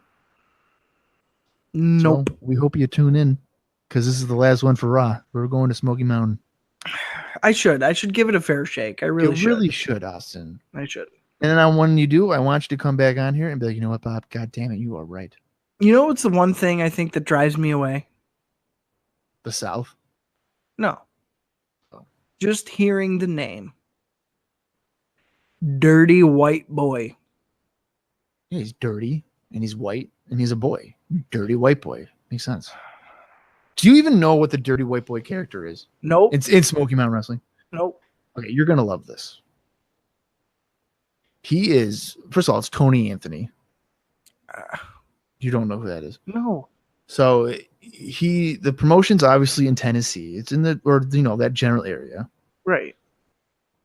His character is that he was, once in Tennessee, but now he's a traitor and he bills himself as being from New York. Okay. So that's how he gets his heat, because he's like, Tennessee sucks. But then it's like, Tony, you're from Tennessee. He's like, no, I'm not. I'm from New York. It's like, no, Tony, you're from Tennessee. So then he's on a mission to basically just like kill everybody from Tennessee. That's when like Tracy Smothers comes in '93. He's like the savior of Smoky Mountain Wrestling because Tony Anthony's a champion. And Smothers loves the Tennessee. He'll tell you all about it in every fucking promo ever. And they fight for the Smoky Mountain Championship. They have a great chain match at the Bluegrass Brawl in April of '93. Just let me know when to get excited and I will. You're not excited about any of that? Fucking no. Okay, how about when like New Jack comes in like '94 and he's just really racial with like everything he says. And he makes it like almost a riot every time he's in there. How about that? Is that interesting? That'd probably be pretty interesting. There we go. So we just have to wait till 1994 for Austin to care about Smoky Mountain Wrestling. Yeah, pretty much. As long as I get you there, that's all I care about. Bob. I want anybody listening to this. First of all, you better love Smoky Mountain Wrestling, and then and I don't want you to contact us if you're not, because that would prove a point to Austin, and we don't do that here. I want you to write in, yeah, man, Smoky Mountain Wrestling 92, 95, boom, best promotion ever. No. Bob has great taste in wrestling. I don't know, man. I don't know. I have to give it a fair shake, but from judging from the outside, it's nothing that I'm very much interested in. Let me know when you watch the show. I will. I want you to tweet to Jim Cornette and say, hey, Smoky Mountain Wrestling sucks. No, I'm not saying that. I don't understand how you like Jim Cornette and yet you hate the promotion that he created. I don't hate it. I just have no interest. I'm pretty sure you said you've hated it. At least off the air talking to me. You hate the premise. You hate that down south. You hate Dirty White Boy. You hate this guy. You hate that guy. All right. You hate Bobby Eaton. Nobody in the fucking planet. Bobby Eaton could come in here, come to, say you slap my mom in the face, smile about it, and I'd be like, you know what, Bobby, you're a good guy. Okay, no one in the world is going to say that they hate Bobby Eaton. Is Smoky Mountain your favorite territory? Yeah, I would say to this point, yeah, it is. Just of all time, like in general. Well, I mean, from what I've watched, I haven't seen a lot of the territories. Like right now, like I've mentioned before, Memphis. I believe Memphis. Yeah, I'm getting into Memphis. Memphis is pretty good. Well, it's okay. And I've started in '86. I kind of missed, I guess, the true popularity. Yeah, the prime of it. But that's why. Well, do you know what my favorite one is? You know, that type of thing. But no, I would say Smoky Mountain is probably a favorite. Mid-South is good. Yeah. For sure.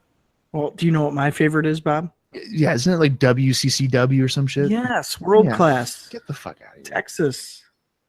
Kamala. Kamala. You know what? Here's the thing, okay? This is gonna probably cause some controversy. If WCCW is so good, how come almost all the Von Erichs killed themselves? I don't think anybody in Smoky Mountain Wrestling's killed themselves. Oh my god! Tell me. First of all, I love Kerry Von Erich. Yeah, guess what? Dead. Killed himself. Thanks. Embarrassed about WCCW. Name someone in Smoky Mountain Wrestling that killed themselves. Benoit. Benoit wasn't in Smoky Mountain. Come on, he might have been. He wasn't. You missed that episode. He was on there. No, he was not. Well, whatever, Bob. Whatever. We agree to disagree. Oh, I agree that I'm right and you're wrong. Fuck the dirty white boy. Dirty white boy. I have no interest in that. None. All right. Whatever. I'll have to send you. I'll have to find something that you'll maybe appreciate. Maybe a live watch is in order. No, because then we'll have to deal with you publicly ridiculing me on ICOPOD for that's like 2 what hours. I thought. Well, that's what I thought. You're gonna be like, Tim Horner, oh, this guy blows. That's what I thought. Yeah. Steve Armstrong, what? Oh, he blows too. Yeah. Prince Chris, this is the stupidest thing I've ever seen in my life. Sounds like a bonus episode to me, pal. Yeah, Chris Candido. Oh, yeah, great. I was never a Candido fan either. Oh my God, what is wrong with you? No. Okay, you know what? Here's a little PSA. I'm gonna focus on you, the listener. So you, Stephen, Paul, Michael, Sebastian, any other generic American male name, because I don't think we have any female listeners. Truly think about this for a minute. From everything that you've heard from Austin Skinner, okay? This is where I want you just to sit there and stare out.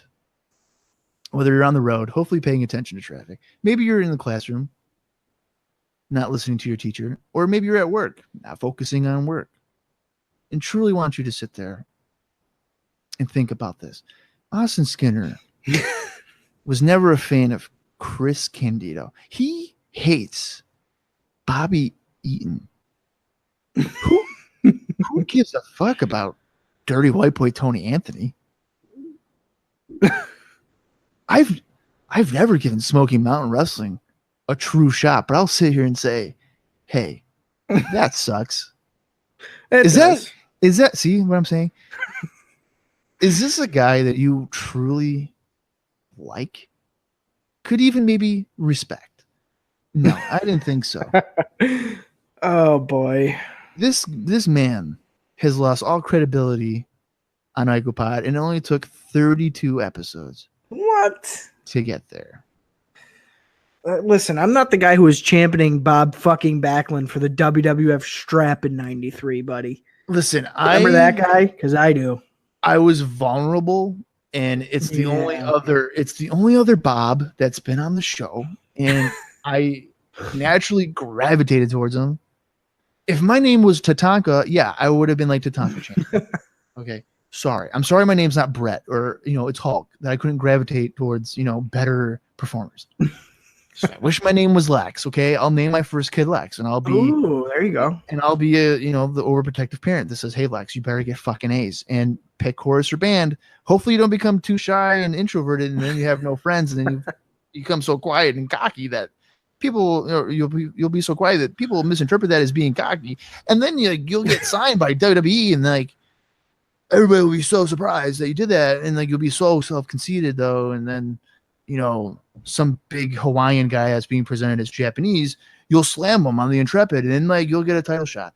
That will be my life. That's oddly specific there, Bob. I mean, I don't think it's been done before. So what do you think the name Lex is short for? Alexis. His name for a man? Yeah, his name is Alexis Luger. Because Lex Luger's a bitch. That's fucked up. I mean, he has tits like an Alexis. Are you kidding me? He does the fucking booby dance. I've never seen a guy do a booby dance like that. I'll show you sometime. Yeah. Jim Cornette joins the commentary table for the remainder of the show, which features one more match. It's the main event. It's Mr. Perfect against Barry Hardy. I have it noted here that Perfect looks, let's say, a bit tanner than normal. Almost like he's Virgil, but with a blonde wig on. Holy shit. I mean, it's like real weird. I don't know. He's black. I don't know what's going on. He must have gotten trapped in a tanning salon. It's the lights, dude. Come on. I don't know. Maybe 1-2-3 Kid got revenge for being getting his eyebrows shaved off, and he was just like, you know what, Perfect, you're about to get fried. I don't know. 1, 2, 30 minutes, buddy. Right. And then Perfect comes out. Perfect comes out of the tanning bed or whatever, and the kid can just be standing there being like, was that the perfect temperature? And then run away. I don't know. Or no, it's like, oh, guess how many hours you're in there? 1, 2, 3. It's like, fuck. Oh, God. Well, that exchange was probably more entertaining than the actual squash match here. Perfect, drop kicks Hardy to the floor. Brings it back into the ring from the apron with a back suplex. Rolling neck snap. And then Perfect decides that I'm going to strip Hardy of his ring gear to essentially show a different set of ring gear. It wasn't really underwear. It just seemed like his shorts. And then he wins with the Perfect Plex. Well, if you notice, the whole story of the match is the guy's basically mocking him. So in the beginning of the match, the guy like he's waving his blonde hair in Perfect's face. And then he like really does a shitty job of spitting the gum out and slapping it like Perfect does. He's got the singlet on that looks like Perfect. So the little story that they came up with here was that Perfect was kind of offended that, essentially this job guy is trying to rip him off. So that's kind of where the singlet ripping off, I think, came from. With that said, again, Perfect goes into the finish and goes, "Who wants to see a perfect plex?" And then proceeds to do it and pin the guy. Like, what? Who does that? I think that should be a character. That'd be like going into a bank with a ski mask on. Just standing there like nothing's going on. But we know what you're doing. And then you yell out, "I'm robbing this bank." It's like, yeah, we know. No, it wouldn't be that big. Who wants to see a bank robbery? Like, hey, dude, we kind of gathered that by the gun and the note that you passed her. Right. And like the 3 people you shot when you came in the door. Like we know you didn't have to tell us. We get it. Yeah. I don't know. That should be a character though. Why not have some guy come in?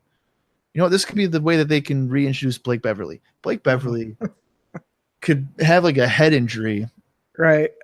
And he thinks that he has to call out everything. So he'd be like, "Who wants to see a drop kick?" And like the guy just counters it every time. He'll be just an enhancement guy. It's fine.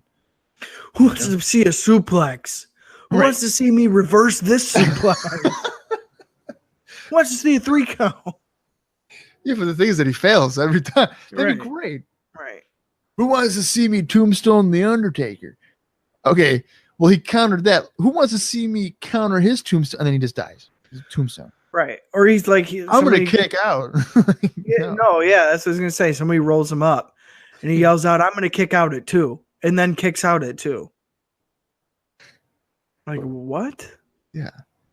I don't know. I think that's a great character. I might make that for my rebooking of WWF 95, which you can see on WrestlingRecaps.com, which has not, and I repeat, has not purchased any services from that greedy ass fucking Dallas Gridley who wants Hogan 98 money. I bet you Dallas won't even listen to this. No, he probably doesn't. Yeah. He probably gave up. He probably did. He's You know what? Here's the thing. Okay, I won't respond. I won't even talk. I'll see him, like I said last week, in about 13 days. I won't even mention it. Dallas, if you're listening to this right now, I will give you whatever you want. No. Let's Whatever you want. let's do this right. If Dallas brings this portion of the show up to you in this episode 32 of ICOPOD, you have to give him $100. Done. There it is.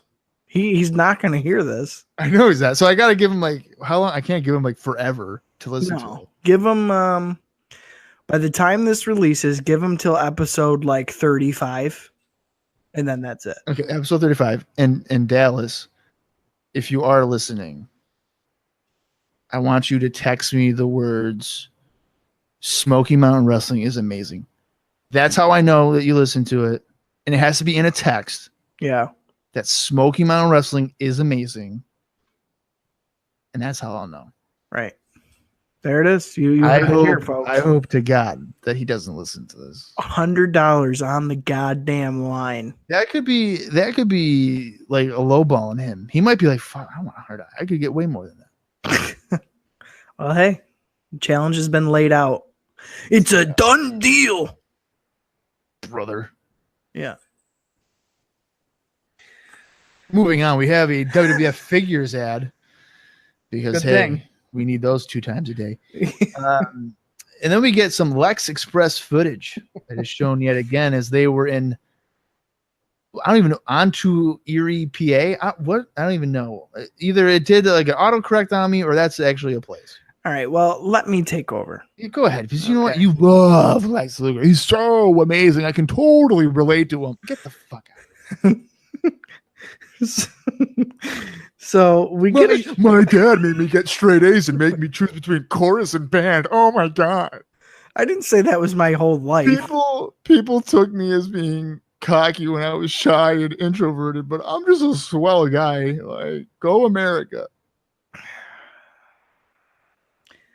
Anyway, we get a shot of the Lex Express heading down. It was all about athletics and like making sure that I was just expanding myself and, you know, well-rounded. New York State Thruway, as he's being interviewed. Bob, you're a dick. He's being interviewed by the news. He's signing autographs at a mall. He's being interviewed on a radio show. And then the last shot we see is he's kind of relaxing on the bus. And all I could think of was I wish I could see the raw footage of all these without like the music and editing, just to see how. I never asked a girl out on a date. Only when she asked me out. Because, you know, I was shy, introverted. How fucking bad they are in the raw footage. Speaking of fucking bad, hey Bob, what'd you think of these? I used athletics as a way to be socially accepted and make friends. Oh shit. He's just jealous, folks. He's jealous. My dad was really focused on art and music. Did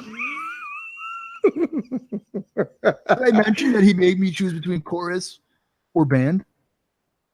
Like, it was tough, but I got straight A's and I could play sports. You're downplaying the trauma that Lex went through. God, I fucking can't. I can't deal with this bullshit. What's your question? What did I think about this? I don't even know where the fuck this bus is going anymore. I don't give a flying fuck. Well, what Regis and whatever, Kathy Lee. Oh, okay, don't care. I don't like Lex Luger. He's not likable. Whatever. Don't feel bad for him. To SummerSlam. Yeah, I hope he gets fucking lost. You hope his bus is a fucking wheel. Yeah, that'd be great. I can just see it now. Like Lex wakes up on his bus and he's like, "Hey driver, you knew to take exit 3." He'll be like, "Wait, what? 3? Yeah, 3. Oh shit, I thought you said 33. No, 3.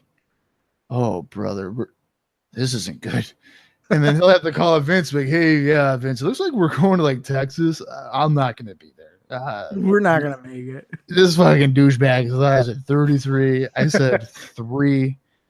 I don't know how we got that because, like I said, Vince, in that interview, I had straight A's. So I know I said perfect English. Like I didn't say 3. I said 3. And I really emphasized the 3 because, I know how to speak because I'm a straight A student. I used to sing in chorus. 3, 3, 3, 3. 3, 3, 3.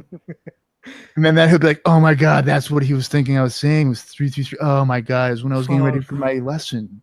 Because my dad, he made me choose between chorus or band. So I stuck with chorus. Vince like, well, what time are you going to be here, pal? Lex is like, I don't know. All the doors are locked. I don't know. T-shirts are too small. Doors are all locked. Luger will be like, what day is it? And he'll be like, it's Monday, August 30th. And then Luger asks the guy, like, hey, when do you think we'll be there? Hey, you think you can postpone it to like the 10th of September? Just a couple days. Just keep everybody in the arena. I'm sure they don't have a job. It's Michigan. They didn't get straight A's. I did. I did. Yeah, it's Michigan. It's not a big. Schools. The schools they don't even count. You know Rick and Scott, right? Yeah, they're not bright. Just like everybody else. Oh my God, Rick and Scott are on speakerphone. Hey guys. No, yeah, I love Michigan. Steiner ride. That Steiner screwdriver, man. Great move. You mind if I steal that? No, I won't. No, yeah, you want to know what else I won't do? I won't take that move either. So you better find a better finisher. No top guy is taking the screwdriver, Scotty. You know that. That Dwayne Gill, he's a fucking idiot. He gets paid like $300. Yeah, he doesn't. For a broken neck. Yeah, for him, that's like $1 million. But I know what $1 million looks like because I'm a straight A student and I took chorus and band. Oh, he's a well-rounded individual. Well-rounded. Yeah. I have a thing called a lawyer because that's what smart people do. They have lawyers. God. I fucking hate Lex. I feel like this episode is turning into the Savage Doink match where like 95% of it is me just ripping on Lex Luger and then the 5% is actually talking about the show.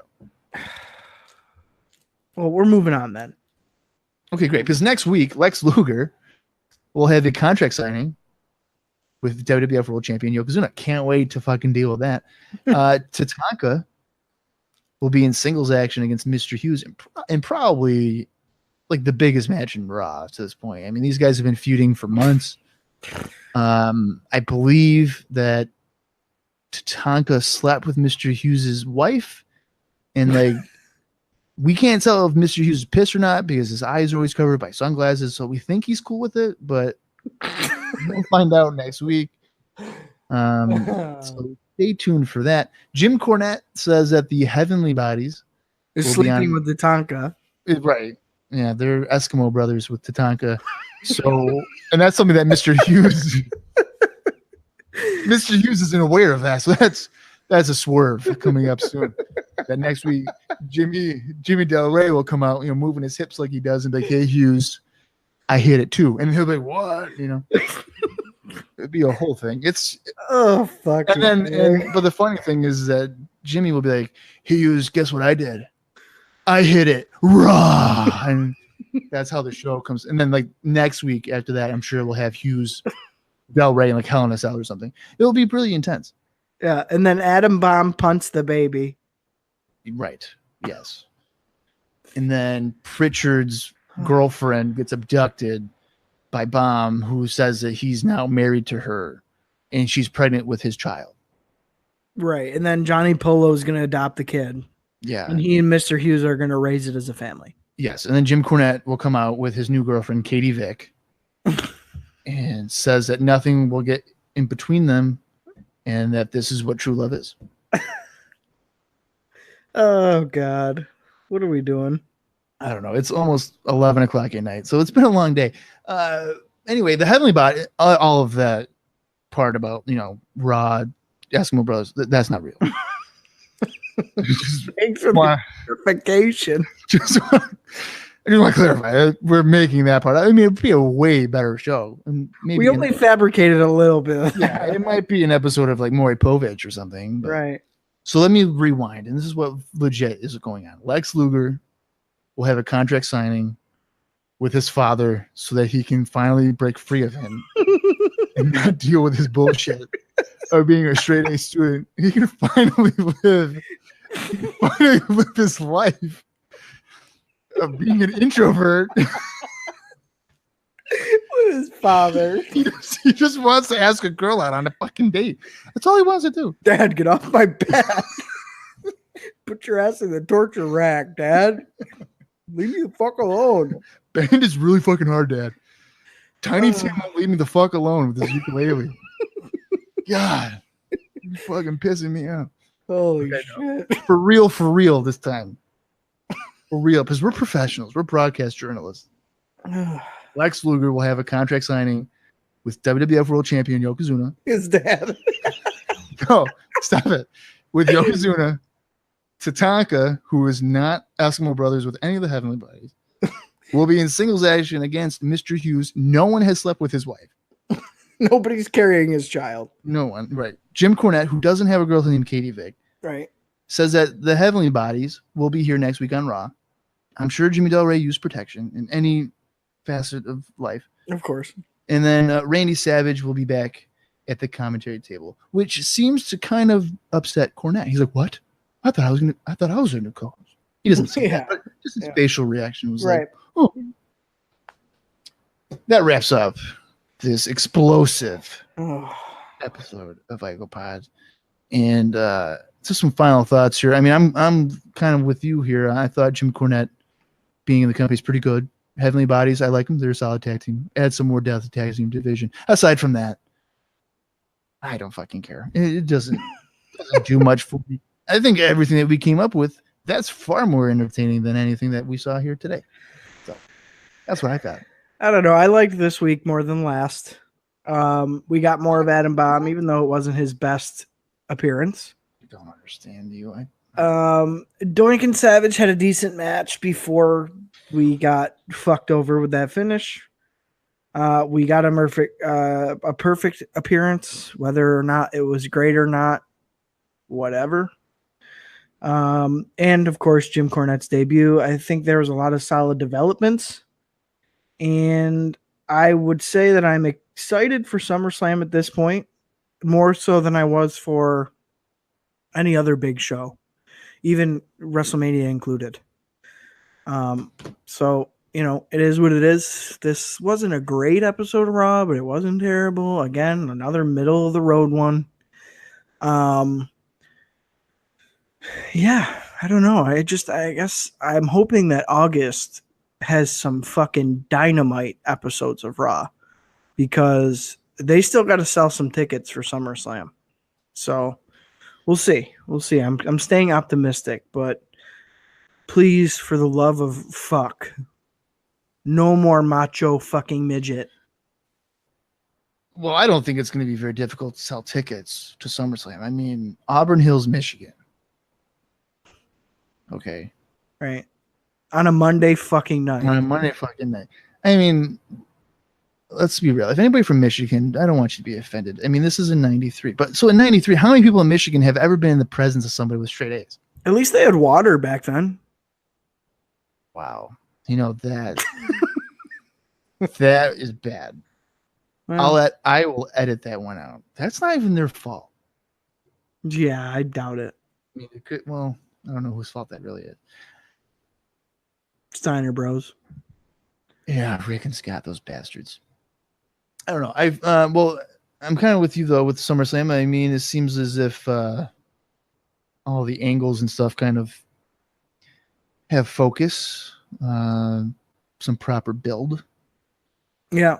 Each one, well, I mean, like WrestleMania 9 did too, but just not enough to really care about anything. This one, they've had like 8 months. I think the best feud going right now is going to be Mr. Hughes Undertaker.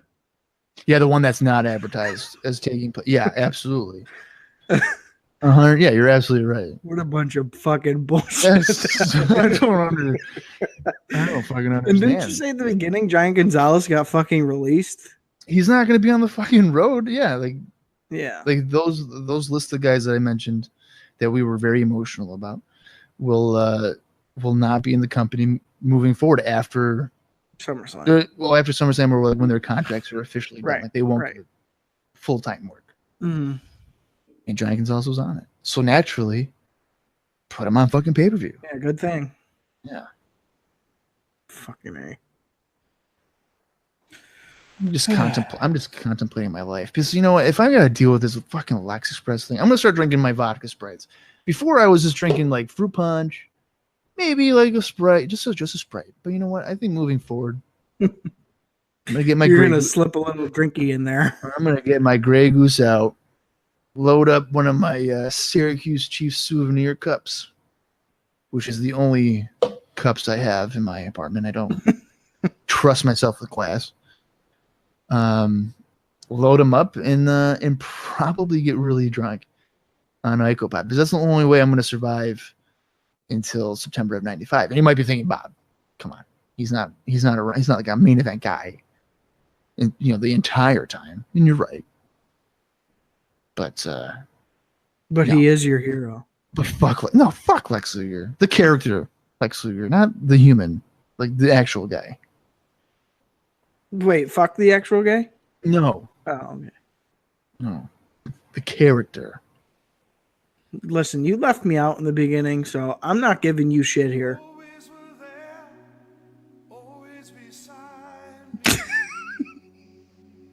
That's right, dead air, buddy. Get used to it, prick.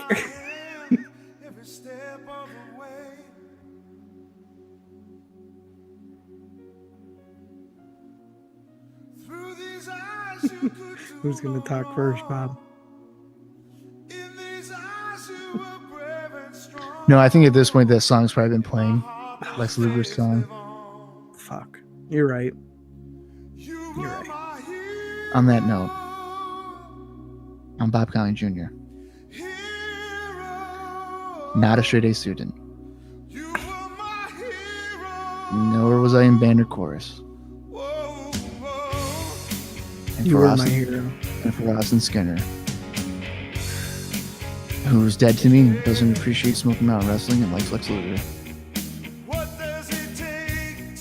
You've been listening to ICOPOD.